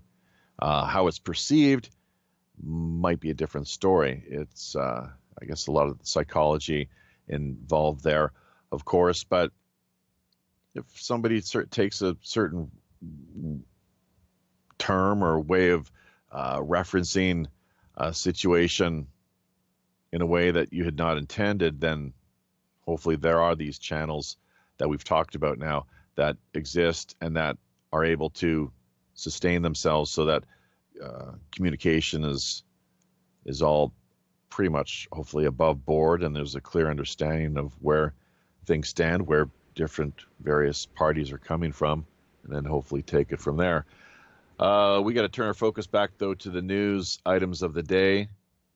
In particular, this business of, once again, Pence canceling his trip, Putin meeting with defense minister, White House tells different tales, so on and so forth. We did get a great update via the chat here, courtesy of Nethead. Thank you, regarding how there seems to be some definite activities occurring in the Middle East. Really unfortunate to see. I'm not sure if there's any stopping these people, frankly, with the maneuvers that they are so committed to, engaging in, whether it's raids, bombings, attacks, kidnappings. Who the hell knows? There's all sorts of things that they have up their sleeve, and that can be justified on any level in their minds. They can rationalize it however they want, so long as it serves their purposes. The ends, the means justify the ends. Total Machiavellian, geopolitics really is what we're looking at there. So it's been talked about in the past. John Lennon said it, John F. Kennedy. Of course, we, and many others, those two very prominent people that have been attributed with, just talking about basically at the highest levels, these people are pure, unadulterated, unashamed, unabashed. Is that another applicable adjective or way of referring to things? But they're, psychopaths, frankly. We had Stefan Verstappen was on. I'm not sure if you caught that show or not. That was well before your time, Shuff, but definitely check it out. It's interesting. We actually reached out to him and hoped to have done a repeat. He hasn't got back to us yet. We've sort of crossed paths from time to time out in upon the high digital seas. But chances are, see, if we reach out to somebody on direct basis one time, and we don't hear back from them, we're just going to leave it at that. We're not going to keep pestering or targeting people. So yeah, sometimes there's mistakes or miscommunication or messages that do go astray, but just my particular policy as chief communications officer is really just one time reaching out on a formal basis and assuming that emails make it through or messages or what have you, and that's that. But Stefan Verstappen, great show, great interview. People definitely get a chance, check it out in the archives. It's one of our first shows that we did, actually. So just type into DuckDuckGo Verstappen Pirate Radio podcasts, and you should be able to take things from there. Shuff, you wanted to jump in and add something? Yeah, Machiavellian, and also about Vlad the Impaler. Those two, most people who talk about Machiavellian have read The Prince. They haven't read other things. He was a pragmatist, and so was Vlad the Impaler. Pragmatist because they were both trying to save their nations, their nation capital as state. You have to remember the context of where they came from. And they always put their own onus onto those terms. And honestly, they don't live up to anything if you actually read their writings. Folks just read on Machiavelli, not just The Prince, and read on the actual life and times. Red Ice did an awesome show with a guy who's an author and lives, where Vlad Dracul lived. And he did the best treatise on it. And so honestly, those terminologies, and honestly, I hate hearing, and I'm not saying it to you, Japhy, I'm just saying those terminologies are so misused because just like with the Nike thing, the Betsy Ross flag on the back of it, 13 stars for the 13 original colonies, they fail to understand that's a part of history, for good or bad. And so what happens when we fail to remember history? We're doomed to repeat it. And folks, that's all I have to say on that. Well, you're exactly right, is what I would say. With respect to Vlad, it would be great to actually do a show covering his life story. I guess I could reach out, try to have an author booked. We've already got Halloween taken care of, but I suppose, we could work on doing a double booking. It's we don't do that as a general rule here, and there's been times in the past now where our listeners, unfortunately, have been let down. At the same time, we're not exactly a professional operation here. I don't know if people have noticed or not, but semi-professional, absolutely, in the sense that anytime, as with street busking, it's one of the topics I was hoping to get into briefly here as well too, because I've been doing a little of that here on the side in Korea. A lot of fun, actually, too. Awesome. From the standpoint of just social engineering, being there, it's like, who is this guy? Like this? Wait a minute, one of these things is not like the other. That kind of thing. And but in that culture, that's got to be bizarre to them. Yeah. Oh, and the age bracket too with the young kids. We had a young rapper actually that we talked to just the other day. Happened upon our little performance there that we were sharing with the public down in it was an underpass, actually, a local kind of quite active and key strategic. What would you call it, Kaiser? A choke point. So hopefully not too many people get choked out along the way, but there's definitely people making their way, shuffling along, and it's great because I'm not. It might surprise people by saying this. I know I have in the past, but an overly extroverted person, and proof of that, frankly, is with the old school approach that we take here. You don't see Japhy's mug. And Kaiser as well too, a little bit of that going on. But I mean, good luck finding a picture of Japhy online. So no, I'm not an overly, I'm definitely not an exhibitionist. So now the busking thing is more just pragmatic, as you brought up earlier, Shuff. And the fact is, we need to promote our business here in Korea, the wife and I, with respect to the whole elf industry, getting our name out there a little more. We have a business type card, a fridge magnet sort of deal, sticker, although it's more of a magnet. You just slap up on your fridge, throw it up there, and you got all the contact information for myself and my wife's phone number.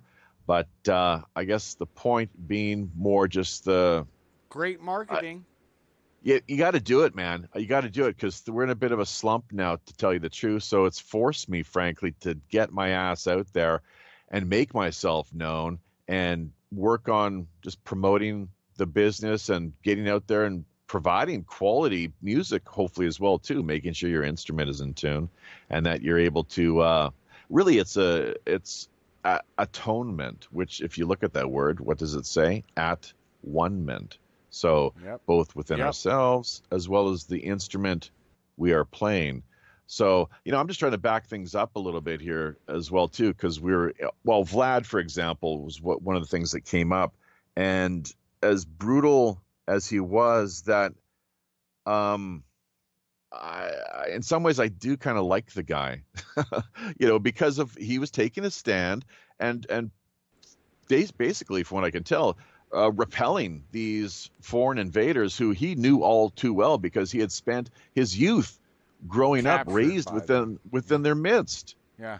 Right. And he was backstabbed by the Roman Catholic Church. So I mean, it was you think about the similarities between the neocons and neo-progressives. Just put them on two sides, and you'll see there's some similarities there with who we now have, the occupant of 1600 Pennsylvania. The more interesting thing, I think, that the folks will come away with, it was great. The first time you said street busking, I said what in America we call it street husking, and it's hustling, but it's just a way you say it, husking. And it really is unique that we're both residents of North America, and yet sometimes our terminologies are somewhat different. And I remember you laughing about it, and I didn't care. It was great fun. It made for good radio. And honestly, even though we're podcasting, doing all this stuff, and folks, what you don't know about Japhy, he is an excellent comedian. I love his sense of humor. You never hear it. And this man can lay down a riff like you would not believe. That's all I'll say. Man, I wish it would have been quite something to have been a professional stand-up comedian. I was just reflecting on this the other day, exactly what you're talking about here, Shuff. It takes a lot of work and a lot of ability. You got to have natural skill. Timing is so much. And I'm not a professional comedian by any means, although I do appreciate comedy. I like to have fun. I like to joke around, even though we do cover from time to time pretty serious topics, that there's, I think, room for a little bit of comedy and mirth, as it were. So definitely something that they say laughter is the best medicine, and definitely that's kind of part of my philosophy, way of looking at things. So we're going to try to keep things rolling along here, though. Show segment number 58 of Pirate Radio, World Pirate Radio News, actually, is what we're looking at here, folks, friends, foes, and fellow pirate mateys. I often, of course, lay a bit of an emphasis on that business of foes, because let's not kid ourselves. We do have our adversaries, whoever you are. It doesn't matter.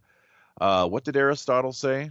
For one to be free of any criticism or blame, all you need do is say nothing, do nothing, and be nothing. That's right. And you'll be absconded or free of any blame or criticism. So it doesn't matter what we do. Damned if you do, damned if you don't.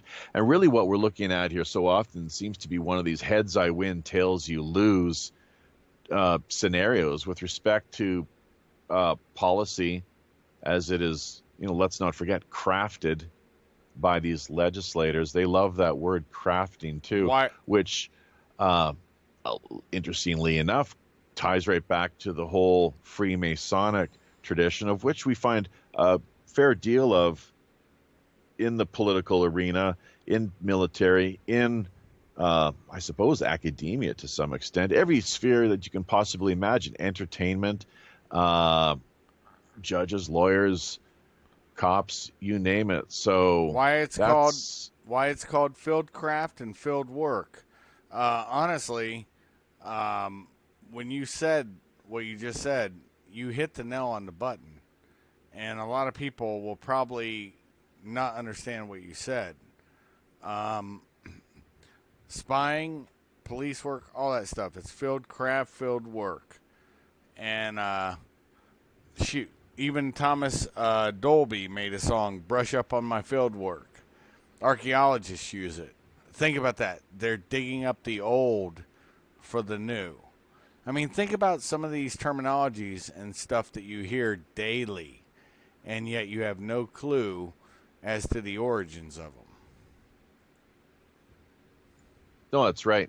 So it's important to reflect upon the language that we use and that we draw upon, and to be mindful of the terms that we call upon, and how we phrase put forward our language in all its various forms and facets. So it is quite a fascinating area of study, and something that endlessly myself intrigued by, of course.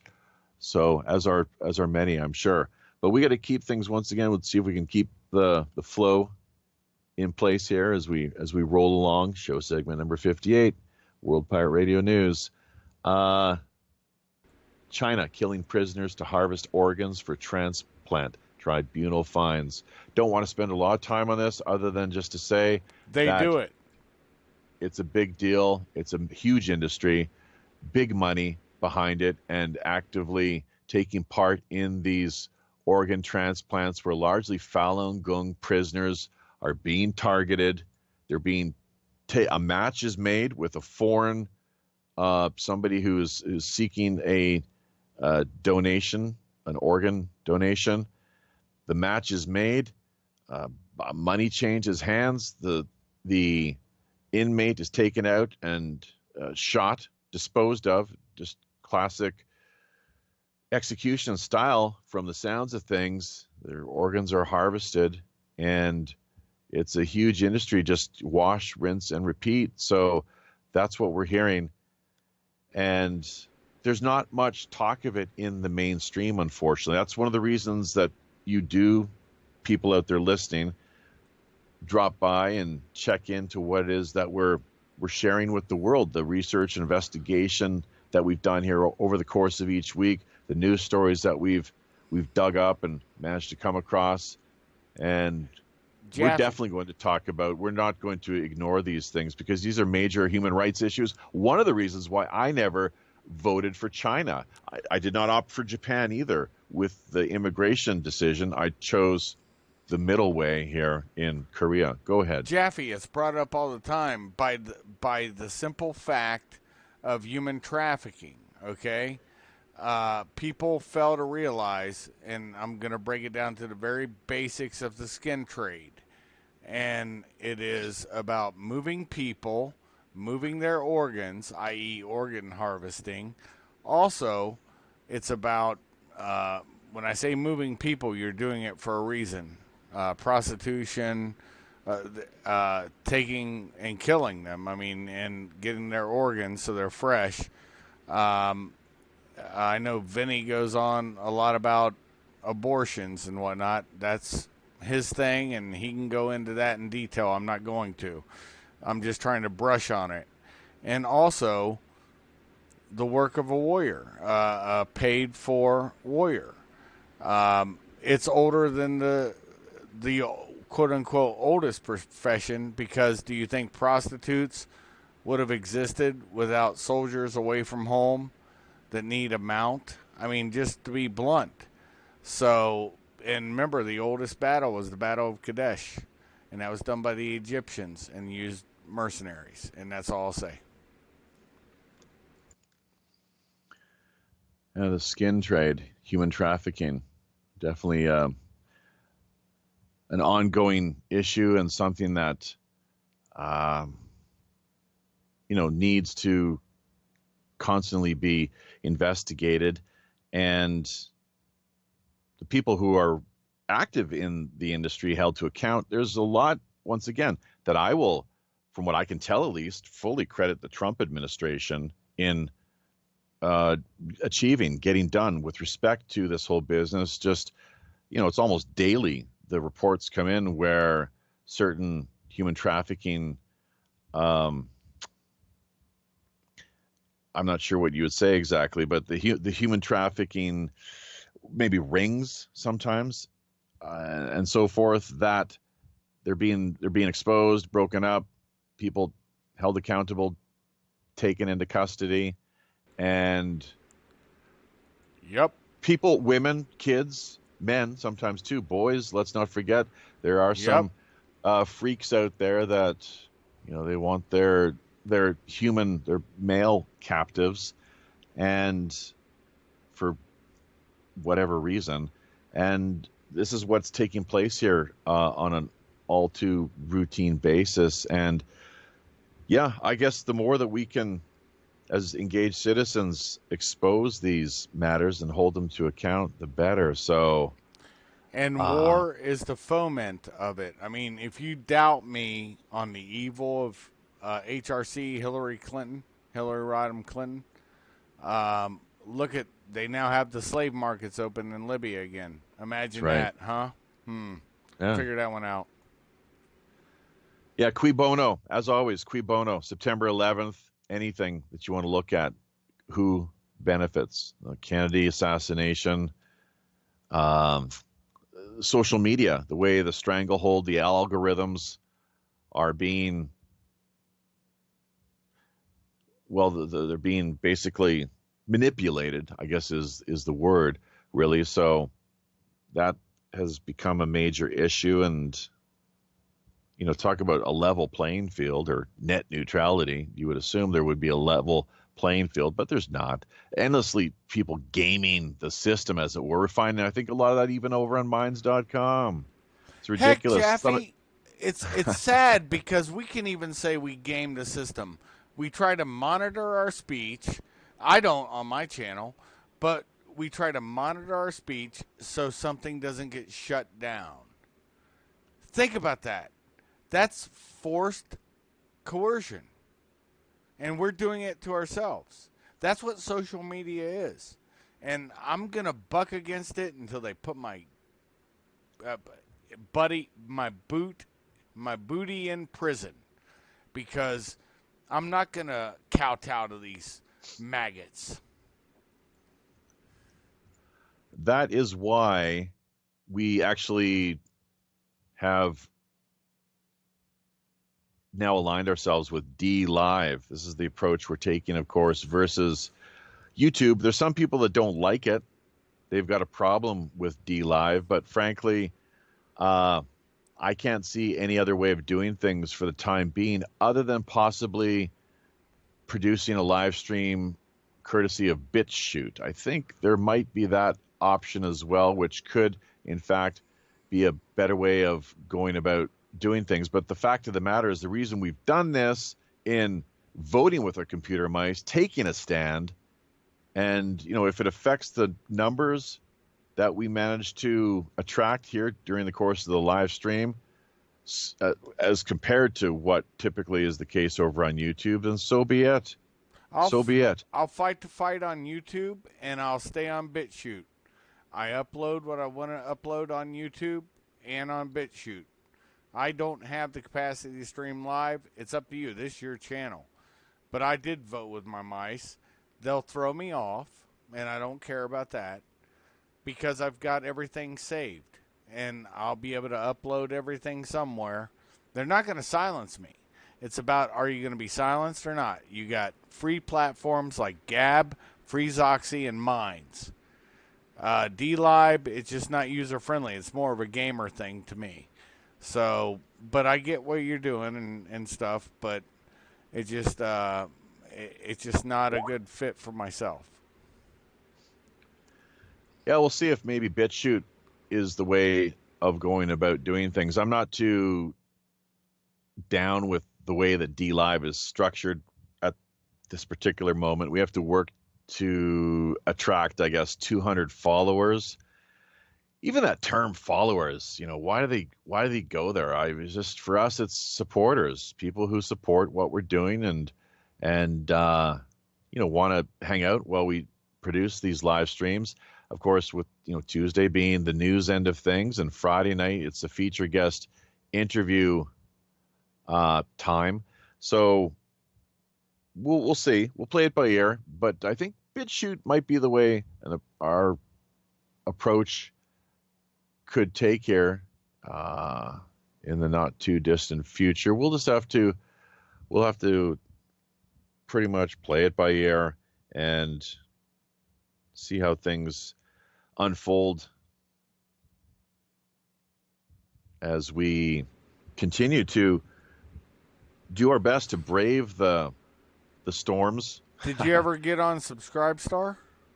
Yeah, we're over there, but the thing is, it's like, I don't know how to get ourselves worked around this business of $5 per month. I'm more into the whole way of doing things where patrons or supporters, it's a per item pay approach, or tip jar is all it is, for crying out loud. It's a bloody tip jar. So people yeah, we're over spend there, $5 a day on a Starbucks.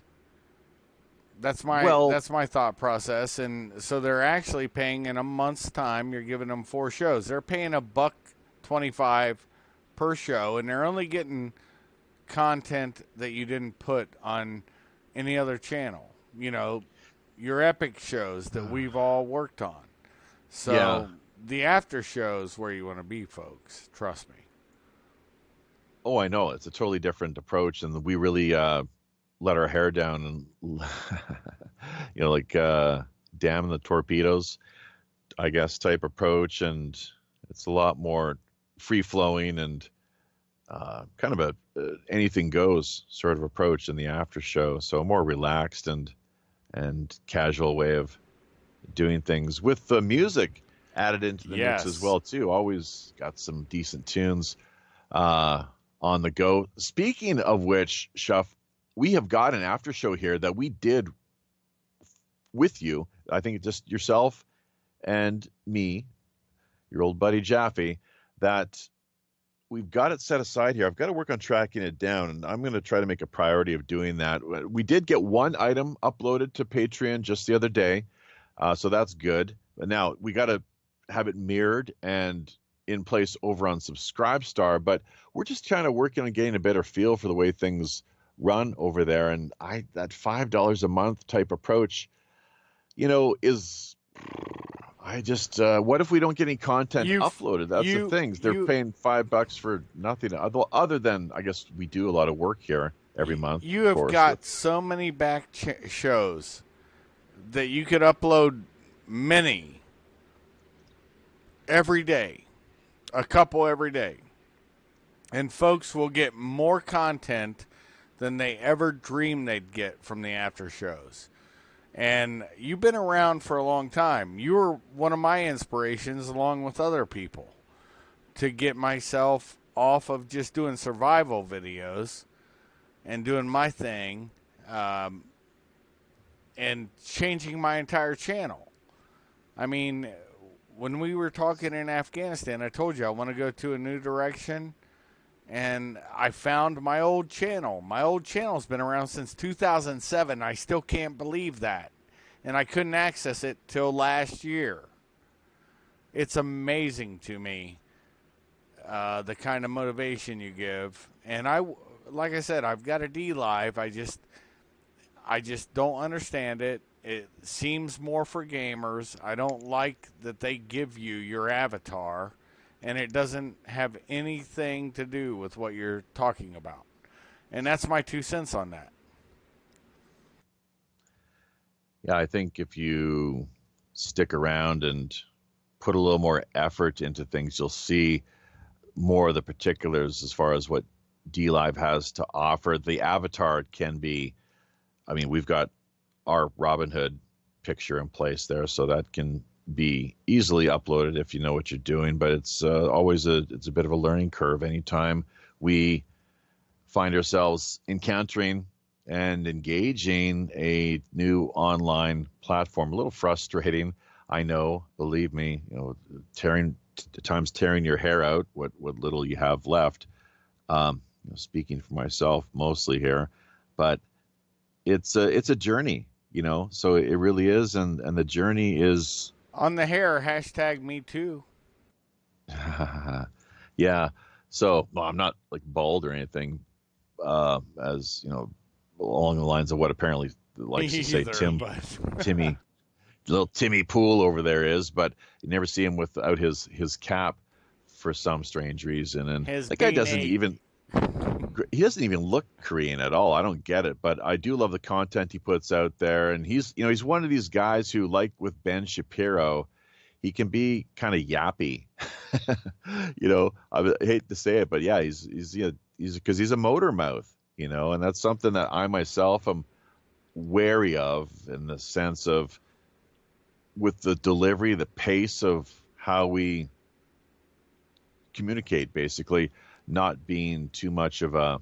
The wife thinks I'm too slow with my delivery, and I kind of see where she's coming from. I can be that way, but there's times as well too where the what is being said kicks a little more into high gear, and we see things rolling along. So that's it's kind of I think a mix of things. But I love the guy's content and analysis, and he is amazing, actually.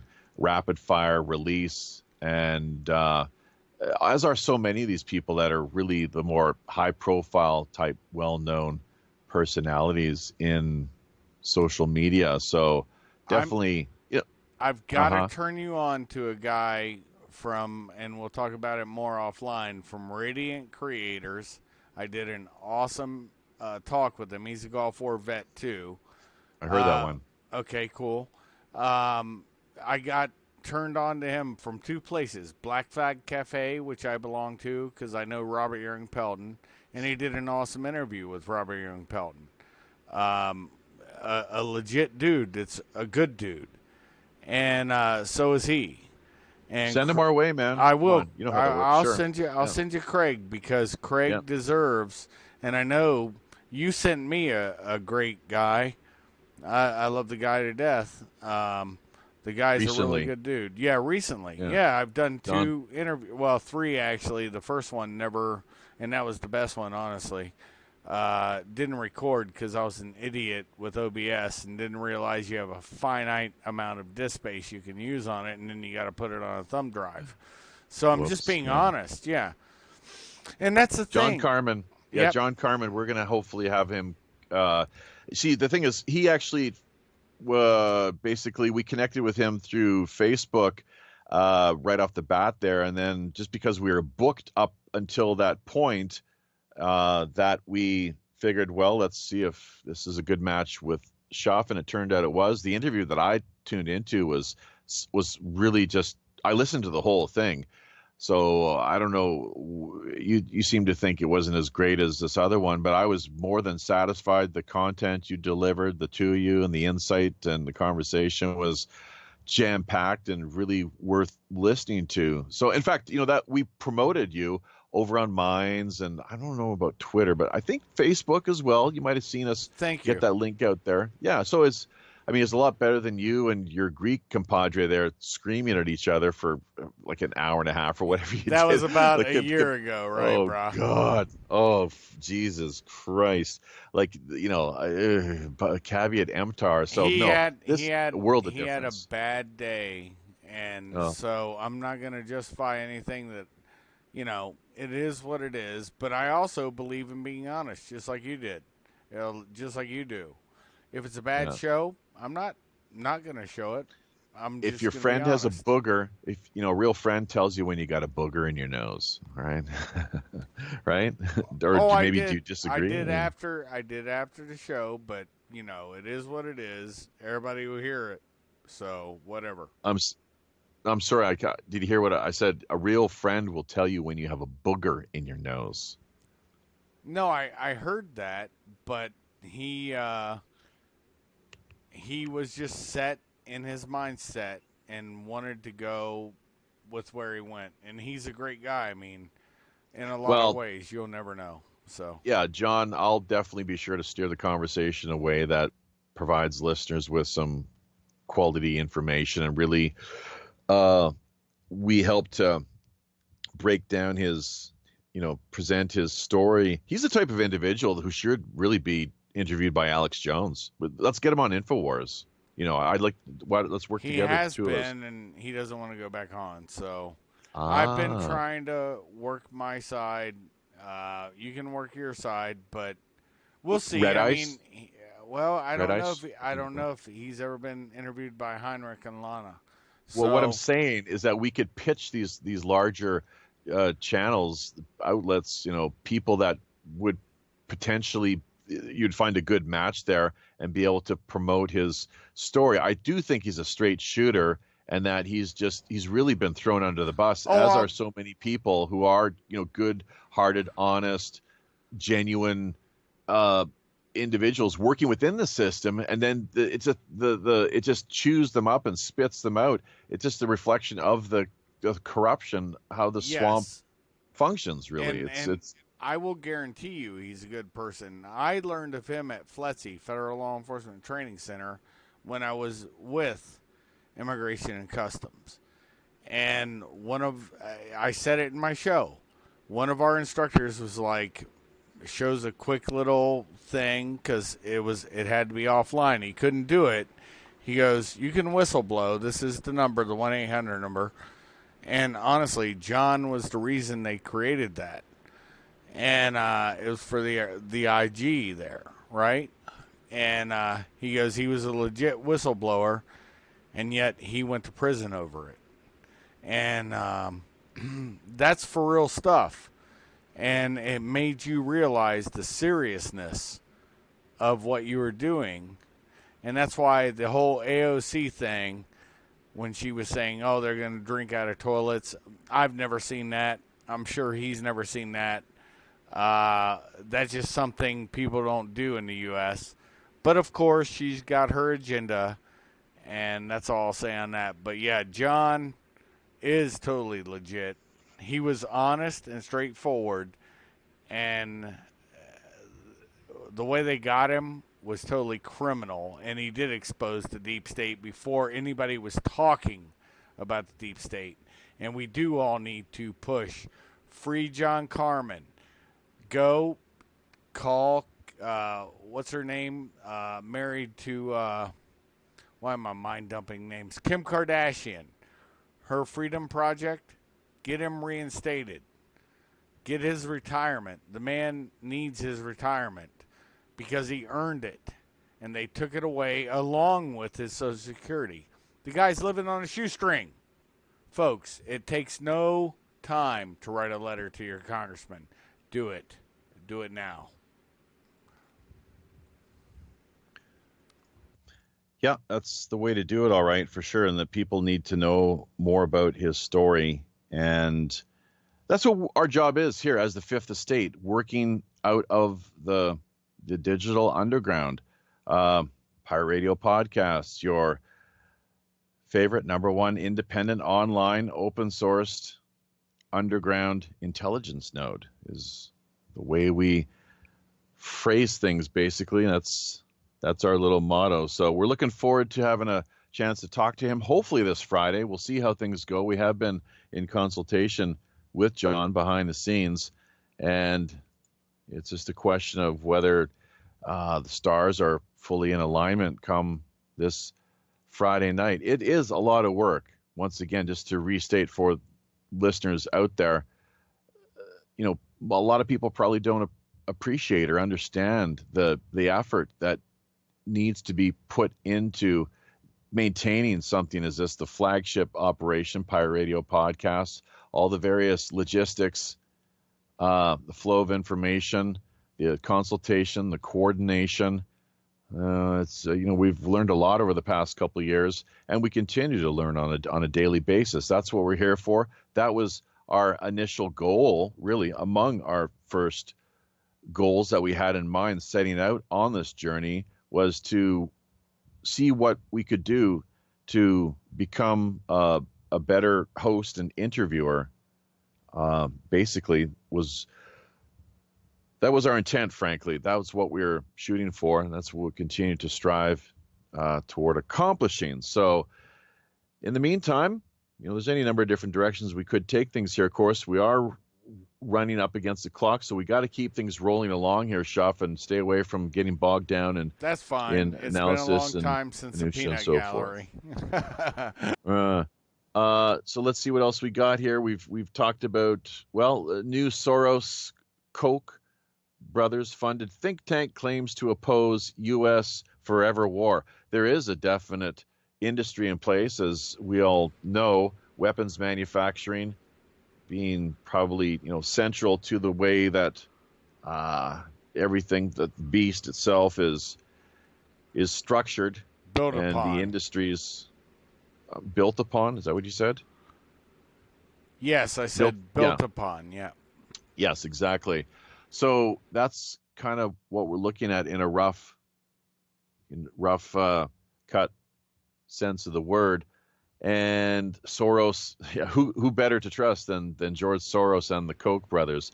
They're going to lead us to, as they say, they oppose U.S. forever war, whatever that means. I mean, George Orwell I'm sure would have a heyday with that headline. But anyways, double speak. Yeah, Caitlin Johnson. It's the article we have here, which I think she's a pretty decent author. I hate to frame it in this sense, but leftist type leaning individual, which to me, these left and right terms really don't mean all that much when it comes right down to it. So look at the product, because there's so many different issues and items, policies to examine on an individual, one-by-one, case-by-case basis. That's really what it's all about, and that you might agree with some things with respect to economic policy, foreign policy, social policy. You might be conservative on one of those issues, but then take a more liberal stance on, say, foreign policy, very, very liberal. That's the last few U.S. administrations definitely very liberal when it comes to foreign policy and invading and occupying foreign countries. This whole business of September 11th, I mean, my God, it was the catalyst the neocons were looking for. And from my standpoint, I know if I was commander-in-chief, that we would have troops along the border, our borders, not foreign borders. Look, liberal is the wrong terminology, because Jefferson was a liberal. That's why the Marine Corps... Liberal what? Liberal classical what? Liberal. In what sense, though? With respect to what policy? He was very anti-war, yet he got us into conservative. Our first... hold on. He was very anti-war, and he got us yet in our first external war, which was freeing slaves from the Barbary Coast, American slaves. And that was in Libya, the Barbary pirates. Tripoli. In Tripoli. So the point being is, a classical liberal I have no problems with. I have no problems with at all. It's the neocons, neo-progressives. They're the ones starting everything we're all experiencing right now. And it's two heads feeding the same snake body.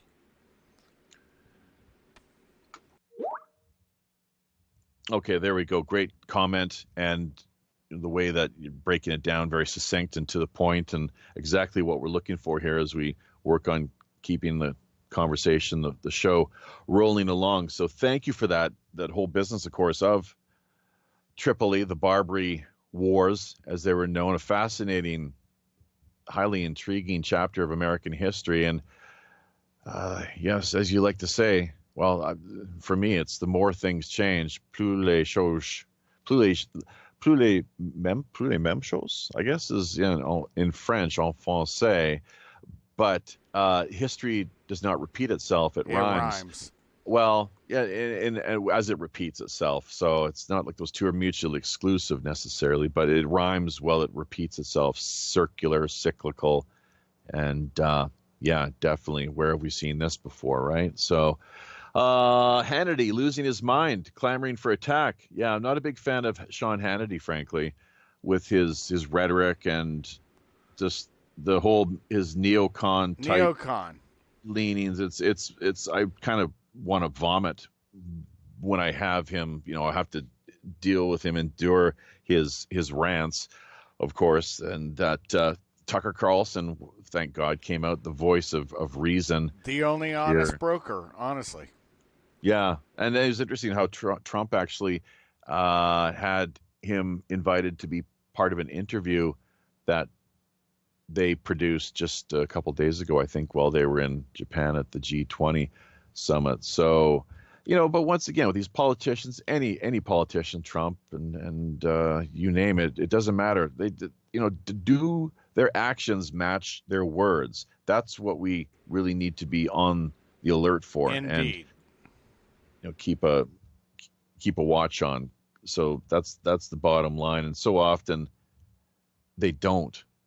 Whichever one of these people we're talking about here. So sometimes, sure, I guess you could definitely say it's worth giving them credit, but so all too often, unfortunately, it's just not the case.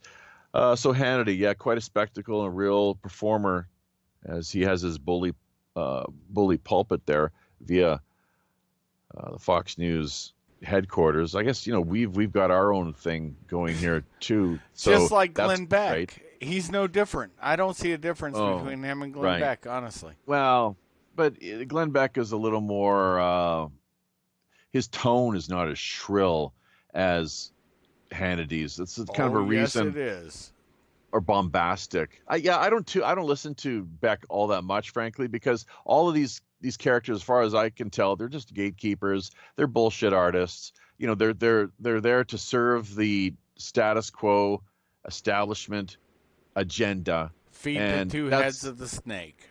And look, man, what's classic definition of insanity is to keep repeating the same actions, expecting different results. So same thing goes with the elections, the way the elections are rigged with the electronic voting, so-called voting machines, and more, of course, too. Just the whole business. Trump was right. He actually, thank God, he said it, and I think that's what resonated with a lot of people. The way the whole system is rigged. Where are all the third-party candidates right now with this latest? Basically, we're entering into 2020 push towards presidential campaign, and where are all the third-party candidates? Yeah. Well, that goes back, and we don't want to get too bogged down in things right now, but I guess it has something to do with, it was a women's some sort of organization back in the day. You could track it down if you wanted. I know I will if I have the time here, but they basically hosted, it's like a female type mothers interest group or organization that had something to do with the debates that took place for the Good Housekeeping. Is that what it's coming to mind here for some reason? A women's magazine, and they sponsored the debates for the longest times, and then suddenly the format changed, and that's where we saw just simply because Hillary didn't get elected. Honestly, that's what it was. Oh my God! And what we're seeing now, right, with this whole business, the way they're trying to stack the deck, rig the game, once again with the algorithms through Google. So I mean, and for Jesus and Facebook Christ, and YouTube. Sakes. I mean, it's pathetic. They're gaslighting us. They could not gaslight us anymore. It's a counter, and it's a counter. The truth is just it's living in a topsy-turvy world, basically, where up is down, wet is dry, here is there, and It's ridiculous, So, but I guess I can kind of see through the bullshit, frankly, and I'm not buying it. I don't, there's a few people out there that aren't really buying it, and for good And reason. You shouldn't. and literally they're saying shit is food. And when I say that, they have actually found a way, I think it's Japan or China, I can't remember where they dye feces and they sell it as hamburger. It's crazy world. We live in clown world. Alex Jones is not wrong on that. I know the guy who actually invented the meme of clown world. And there were several meme makers I knew back in the day. And all of them are on the job on this because I can't even believe, they can't believe what we're looking at right now. And I'm telling you, man, this is bad ugliness. I've never seen my nation this divided ever. If you voted for Trump, you got to be a Nazi or a fascist, And then Antifa, oh, they're all good, man. They're good everywhere. Mayors will tell you that, and so will the press. Although I did see some pushback on CNN and stuff from what happened to Andy New. And that's something that people really need to look at, is that the dynamics are changing slowly. Look, the best advice I was ever given, and I overheard it from a major of mine in the Marine Corps. And he goes, dealing with this company, you don't make major oversteers to the left, to the right. You don't try to change everything once you come in. You identify where it's going, and you make small changes. And that is reality. And anyways, dude, I'm sorry, I went on a little too long. Yeah, we'll keep things rolling right along here. It's great that you brought up Antifa, and I guess his name is Andy Ngo. It's kind of how you pronounce it. It's like GNO, if I'm not mistaken. But yeah, you could see this shaping up and coming to the point where people with the milkshaking business, there's going to be more than just milkshakes in those containers. And it doesn't take a Harvard PhD candidate, or however they put it, to figure out that, look at what's happened over the years in London now with these radical Islamic jihadis, the acid in the face. So it's that bad, it's that bad. And I know what I would do right on the spot if something like that ever happened to me. There would be, I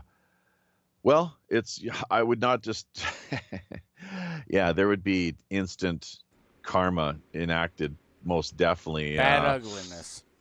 Oh, man. Whether I was the direct target and victim of something like that, or I saw something where somebody was attacked, there would be serious hell to pay. So it's important, I guess, that, and really sad, the state of affairs with America, the way the battle lines have been drawn, and people out there on the front lines with Portland was where this, I guess, some sort of protest or speech was taking place, and they're trying to curtail speech, and that is the bedrock. That I've said this with you numerous times.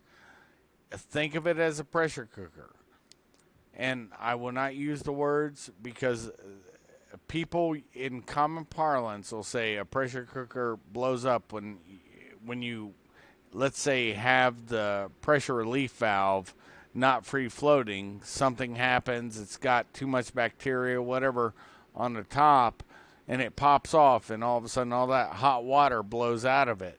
It's not an explosion, it just pushes the top off. But everybody in the house gets burned. You have to have that pressure release valve. And that pressure release valve is speech. And they're taking it away from us, folks. If you don't believe me, you fell.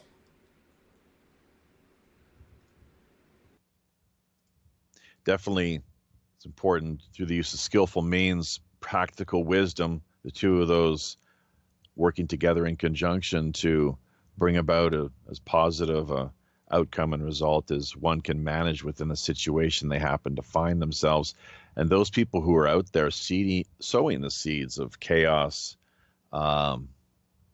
distrust, and whatever the case may be with disturbances, order out of chaos. That's the, 33rd level degree of Freemasonry, their modus operandi. That's no small matter, people. It's something for us to think about, reflect upon, and realize that it's being implemented at the highest levels of society. Robert Sullivan IV, who we had on just a couple of months ago now, 32nd degree Freemason, we've already arranged, he's agreed to return next year. So once again, we're going to see if he's managed to reach that 33rd degree, if he's been presented with it. I guess it's awarded to people who play the game essentially and act out in accordance with how it's expected. They will, conform to the Masonic. What is the word exactly? It's there's a lot going on there, frankly. But at that level, I've even heard stories of where Christians are asked to spit on the Bible. So, and that's just, I think, really goes to show it doesn't it's an get exercise real until they get to the 66th, which is the next step after the 33rd. Oh, right, yeah. So there's different. A lot of people do think. They do think that the 33rd is the last degree in Freemason, and I'm pretty sure there's 360 degrees is really how it kind of works. But you're probably right there. You probably know a thing or two about that then, Shuff. So including the Knights. Is it the Knights Templar 33rd degree? Or no, I think it might be the 7th. It's the 18th, the Scottish Rite, something along those lines. So unfortunately, I'm just not enough of a student or scholar of Masonry. As an institution, as a historical Scottish type. Rite goes all the way through it. So, anyways, I'm not going to get into all the minutia, but luckily, order out of chaos. I never had to worry about any of that crap. But you've seen that firsthand, right there in the midst of things, and you've probably, I guess, from time to time, been used as a pawn to instill. I'm not sure, maybe a little bit of chaos, but hopefully not intentionally, but unwittingly, perhaps. That's the way that so much of this works. It was unwittingly, and luckily I had a grounding, and that's something I always tell everybody. Find your ground. Find out what's real. What's your base? What are you going to go back to?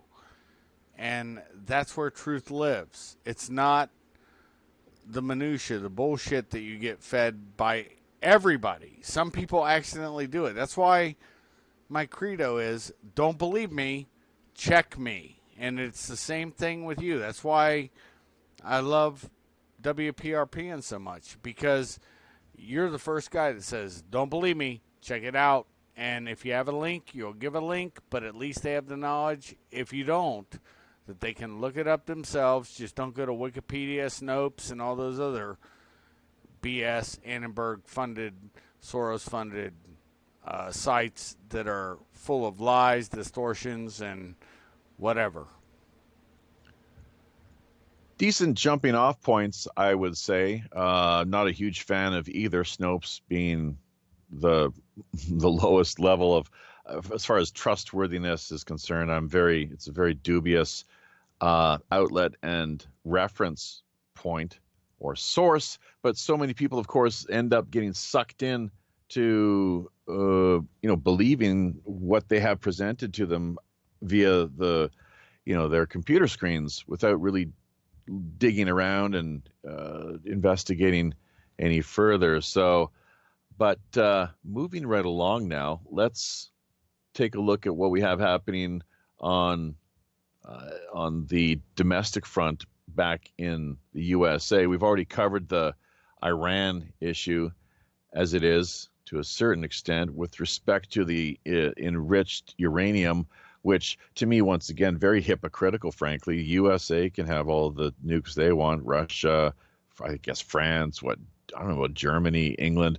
If the thing to me, it seems, why can some nations have these weapons but not others? To me, that doesn't make any sense at all, other than the powers that be working to do what they can to keep these other nation states under their thumb in line. So it's hypocritical, frankly. I don't know how many other people see that, and who knows what they really want the enriched uranium for in the first place. I know in North Korea, there's a lot of talk of, as is the case here in the southern part of the peninsula, we run off of a whole number of different nuclear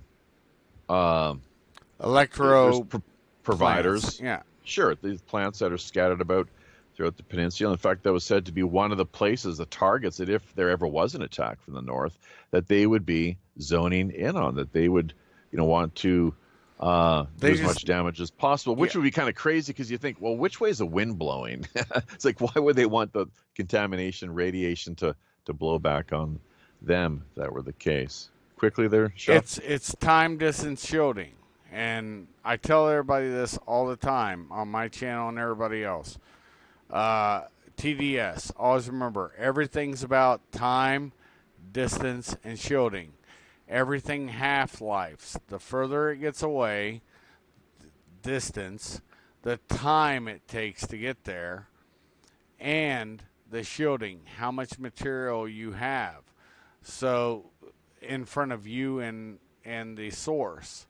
So, if you're underground, time, distance, shielding. That's all I'll say. Time, distance, shielding. It's definitely something for people to consider and reflect upon. So, on the domestic front, once again, shifting the focus more away from the whole nuclear business, and even what is said to be taking place right now, more or less behind the scenes on international level, with Vice President Pence being recalled back to the White House.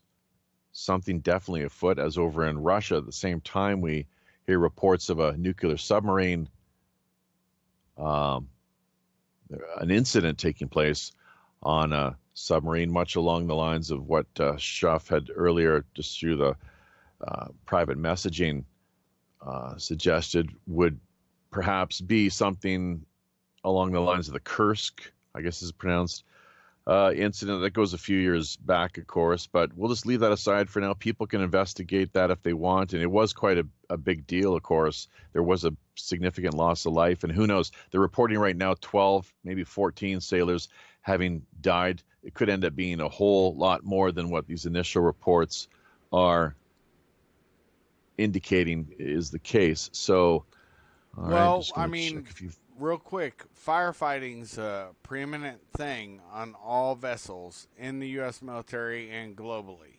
because that's where you live. And they have trained firefighters on aircraft carriers, all vessels. You will have firefighters on them. But everybody on that vessel is responsible for fighting that fire. Now imagine yourself. And there's also the airtight philosophy where you shut the doors behind you as you come through them, right? It has to be done. So if you get hit somewhere, water doesn't go everywhere within that vessel, and it sinks, which is pretty much what happened with the Kursk, and we're not really going to get into all that.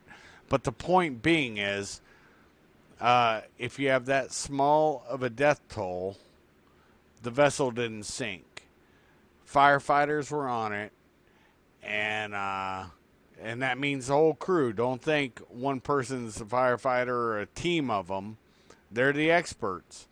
But you're going to have people grabbing hoses. Seawater's everywhere. But the real question is, did the reactor get breached?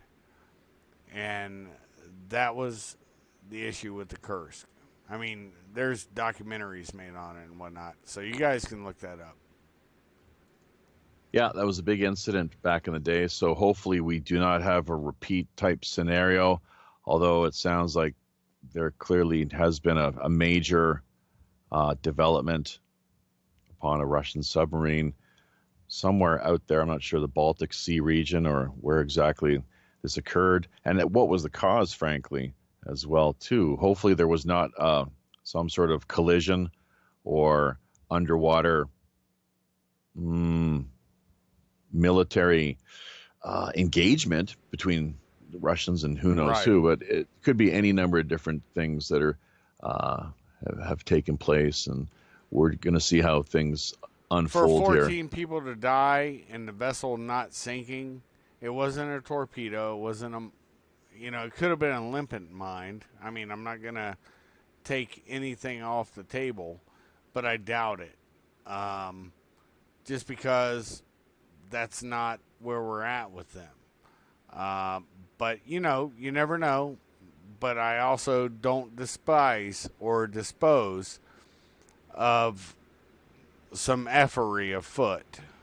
I really hate editing myself, bro. Well, you get fuckery is fine. I mean, people don't want to use it to the point of overkill, hopefully, but I mean, that's not really the F-bomb, I don't think. That's a derivative form of the F word. So to me, I mean, I agree.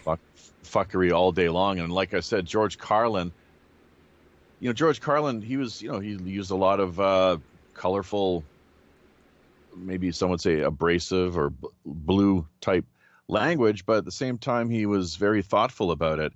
And it was just not simply, every last syllable coming out of a person's mouth being either, shit, piss, fuck, cunt, motherfucker, cocksucker, or tits. And that whole Right. bit, tits, of course. Tits I doesn't mean, even hey, belong on the list. It's a fucking Exactly. snack treat. There you go. Oh. That's right.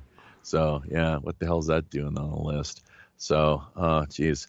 Let's see if we can keep things moving along here. We are getting kind of bogged down. I've got to head off to work here in just a little more than an hour. So, courtesy of the gatewaypundit.com, pure evil Democrats blocking assistance to immigrant holding facilities on the border, then blame Trump for no supplies at holding facilities on the border. Okay. And without taking any look at what the Obama administration was responsible for, there's more than enough blame to go around. So I will let people do their own research or investigation on that front. Yep. Maybe some already have, but let's see. We got another article or two here that might dovetail. CNN poll, overwhelming majority want investigation into Obama DOJ, Department of Justice, spying of Trump. That caught my eye, and probably Holder the and eyes. Loretta Lynch, yeah. So it's something when you have CNN poll, because we know who the viewers, people that support CNN tend to be, once again, I hate to use the term, but leftist leaning when it comes to economic issues, and I suppose you could say social issues. Well, did you not see Whole the package deal. Did you not see the interview after the elections? I can't think of I want to say HuffPo, but I'm probably incorrect. Tim Pool did report on it. A paper asked somebody, because it happened to be right there, and after those people got done doing their thing, he's like, I'm not a Democrat anymore. You guys have left me. And what did Ronald Reagan say? He said, the Democrat Party left me. I didn't leave them. And the funniest part is they'll never say it took a Manhattan Democrat to bring the Republican Party to the center. Nobody will say that because Trump is Orange Hitler. But he's not. I mean, we know a brother of both of ours that will die in his petard, two of them actually, that will say Trump's just evil. Trump's just evil. No, he's not. He was a Manhattan Democrat, a billionaire. Figure it out, folks. Oh, some might even refer to him as a carpetbagger, although I think that's more the Bush. The Bush family has that to. I agree. To credit themselves with their whole political legacy, the way turning up, kind of planting themselves down the southern states, trying to, I guess, convince people that really they're out to serve their best interests, when in fact they're having the wool pulled over their eyes. But and the classic definition of carpetbagger, of course, I think that goes back to the Civil War era, if I'm not mistaken. This whole business, as you're getting at here, Shuff, with northern-based politicians, political figures, kind of transplanting themselves down to the south of the Mason-Dixon line. And their bags were made out of carpet, actual carpeting. I wonder if I never heard of hemp being made of carpet, or carpet made of hemp, but that'd be something. Well, it probably was. I mean, it was the most natural fiber back in the day. They weren't using wood for that crap. Anyways, go on, brother. Sorry. Yeah, that's right. Well, even paper up until the turn of the, entering into the 20th century, that most of the world's paper supply was made of hemp. And so much, we talk sometimes about suppression of history. Well, there was a major whitewash, clear across the board suppression job done on hemp and marijuana. So, which exists to this day, although we've been, things have been changing in a big way, thank God. But it just goes to show how we can be there can be the weaponization of information and history. Let's not forget, highly politicized, as is science. One of the history and science are two of the most politicized areas of academia I can possibly think of. I know the CIA, for example, a large proportion, many of their recruits, where do they find them? History departments, university history departments. Great book written was The Emperor Wears No Clothes. Jack Herr. Yeah, that's right. And hemp seeds. Hemp is not marijuana. CBD is not THC. And yet we still treat them the same. And that's on the fault of 21 USC, United States Code, because it's classified as a hallucinogen with no medicinal purposes. So that's fact. And you see states and cities and stuff saying it's legal, but it's still not legal federally. Trump would do himself a great favor if he said, hey, DEA, guess what? Marijuana's legal. All over, and I will never smoke it. It didn't have any effect that I liked on me. I'll never touch it. I may rub CBD oil on my aching joints, but that's not marijuana, and there's no buzz I'm going to get from that. So it's just misinformation. We've talked about that ad infinitum, and it really aggravates me that most people don't understand what we're talking about. I would take it even further to the point of disinformation on an institutional, systemic level. Once again, just clear across the board. It's the weaponization of just so much, in the way that we have had this gift of God of creation. Trump didn't put it there. The UN didn't put it there. None of these legislative, these people crafting these bad laws is what they are. They didn't put it there. But what they're trying to do, and successfully managed to do for so long, and even still to this day, here in South Korea, classic example, since 1976, they have had their heritage stolen from them. It's been completely shut down. They're kept, starving for information and thirsting for knowledge. Not everyone, of course. Very few people is what I've come across here in Korea. Most are very much caught up in the material world, the world of gadgets and technological things. Status is a big deal, of course, too, and you don't want to come out speaking in support of these things, pro hemp or pro weed, whether it's for medicinal or other reasons, maybe just strictly philosophical, of course, because of the unjust nature of the way that this legislation came about, the conspiratorial end of things, the way that with the conversation that occurred between the then president, Park Chung-hee was his name, and the call that was made from Washington, still not clear on who was on the other line exactly, whether it was the head of the DEA or even President either Ford or Carter. at the time, no real idea. But that is the story, that the call was made from Washington, and they thought it'd be a good deal to come down hard and bring about total prohibition of the plant in Korea, not for industrial reasons. That's still very much with the traditional dress, the handbook, as is known. Right.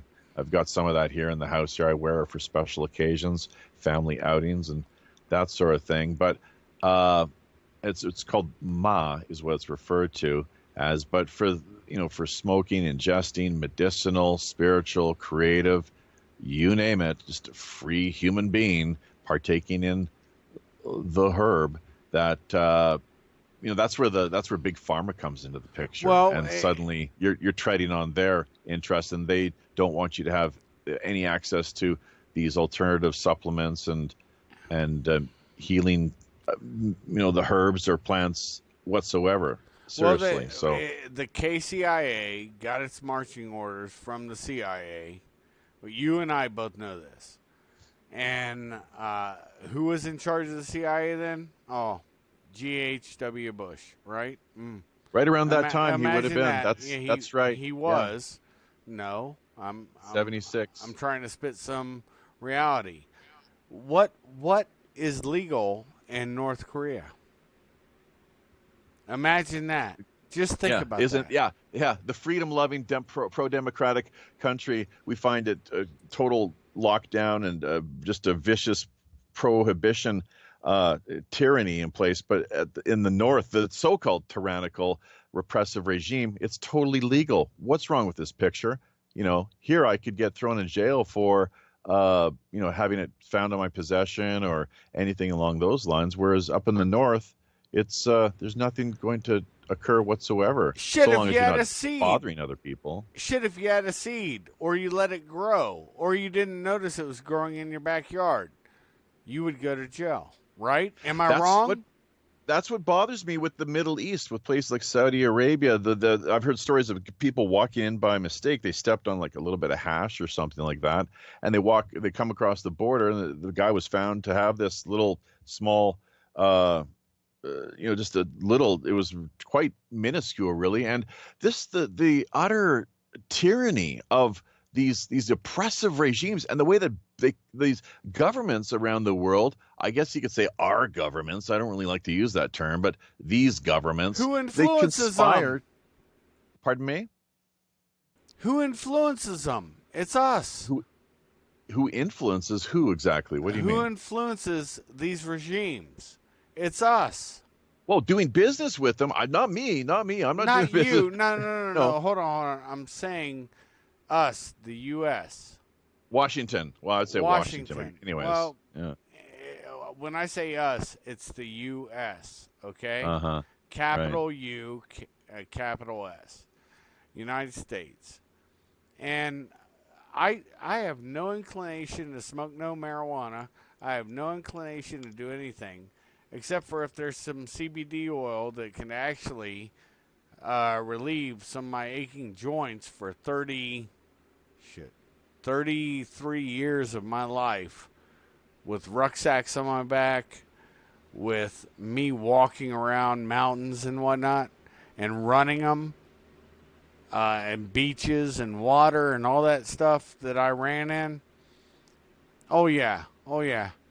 If I could get some relief from some CBD, I'm not talking about marijuana. That's not marijuana, but they did not allow that to be separate. And a matter of fact, you can't grow hemp in the U.S. We got to get it from the Philippines. Figure that crap out. It doesn't make sense. Indeed. It's that's America with the K, as I often, and others out there as well too, like to spell it. It'd be great to see that catch on in a more viral sense of the word, along with Canada spelt with a K. When these nations are seen to be upstanding and praiseworthy, that's when I will spell the Canada with a C, America with a C. And I caught some hell in the past online using that approach to things, America with a K, being lectured by some unknown individual, really. I forget who it was, some troll basically, but he became unhinged over the fact I was spelling America with a K. So, too bad for him, I guess. Really, if you're that easily triggered by some poetic license on my part, really that's all it is. It's poetry, using manipulation of language, having fun with things. Same with propaganda, the way I sometimes spell that, the pro, hyphen pagan. Hello, folks. What's that doing there in the middle of that word? And another hyphen, duh. Pro pagan, duh. So all roads lead to Rome. And I'm sure in some sense too, with the war on some drugs, let's get that straight. Let's stop parroting the term that they feed us, the war on drugs. But hemp's bullshit. not a drug. Hemp's not a drug. Yeah. And I think our listeners get that, Shuff. So let's just try to keep things rolling along here. We're kind of preaching to the converted, to a large extent, and we've got kind of running low on time here, as you can probably see. I'm not sure if you got the document there in front of you with the talking points and the various news stories that have come our way over the course of this week as we stream out to you live around the world via the Korean Peninsula, or rather remote location, somewhere just off the peninsula itself here. Somewhat, I would say, relatively calm waters today. Show segment number 58 of World Pirate Radio News. Myself, Japhy Ryder, sailing along in the co-host position, and seat Kaiser Schuff of the Buckeye State, Ohio, USA. And we're going to turn our focus now more, once again, to the domestic area to see what we have happening here. And the next item we have on hand is how financial blacklisting, the sleeping giants, they got George Soros popping up into the picture once again. Soros-backed group pressures MasterCard to censor the right. Well, you get to censor people they don't like is another way of putting it, as far as I'm concerned. So people that offend them, really, and that engage in their right to free speech. This whole business of Google being a platform versus I guess it's a publication outlet. How do we have things phrased there exactly? I should be more clear on this whole business, of course. So Google as a publisher, not a platform. And with the censorship that's constantly taking place, I mean, it's pretty flagrant, but it's really repulsive, actually. That's one of the things that has attracted me, and I think a lot of others, to Minds.com. Although I must say there's room for criticism over there as well. Some really funny business that does take place from time to time. And just today, speaking of, people that I've seen repeatedly now gaming the system, I don't understand why, frankly, certain profiles have reached the levels they have as far as the views they've managed to attract. I know our main channel, Pirate Radio Network, is a little more than 1 million views as of just recently, and we're really happy with that, of course, as you can possibly imagine. Like, what an accomplishment that is. Who would ever thought we would reach 1 million views? Yeah, and then my channel, Japhy Ryder, just a little more than half of that. So, but just looking at what we have there over on Minds.com, there are some issues. The way the coding is implemented and some of the funny business, people behind the scenes, really, that's where they're going to, pull some strings and work things, game it to the point where it's to their advantage, frankly. I do believe we are seeing that, and there are some real players there. The whales, the social media whales, it's interesting that we bust our balls working behind the scenes and putting groups together, adding content, engaging people on all sorts of different levels. And you've got these whales that they don't want to have anything to do with things, in this case Minds.com, until it's all rolling along a little more smoothly, and then suddenly they want to plug into the network, and it is great that they find themselves taking off, but at the same time, it's kind of there are players out there that are really part of. This is one of the shows we wanted to do too, Shuff, as you recall, with COINTELPRO or disinformation outlets. I was trying to tell you something. The Debka file. I will give you a link after this show, but I'm gonna have to bounce because people are starting to believe this. Urgent consultations in Washington. Moscow on reported U.S.-Russian submarines in firefight. That's what's being put out. Guess what the DEBCA files are? What? Comes out of Israel. Oh, yeah. This is the neocons, neoprogs, progs doing it. So, I mean, psychopaths, man. Pure bruh, I've psychopaths. got to let you go because a brother of mine who I love is No problem. buying into this, and you finish this out because Is it really happening? Or is this like a Tonkin event all over again? Well, to me it is. First reports. Okay, let me read it. First reports reaching DEBCA files. Military sources say U.S. submarines intercepted a Russian nuclear sub in American waters opposite Alaska.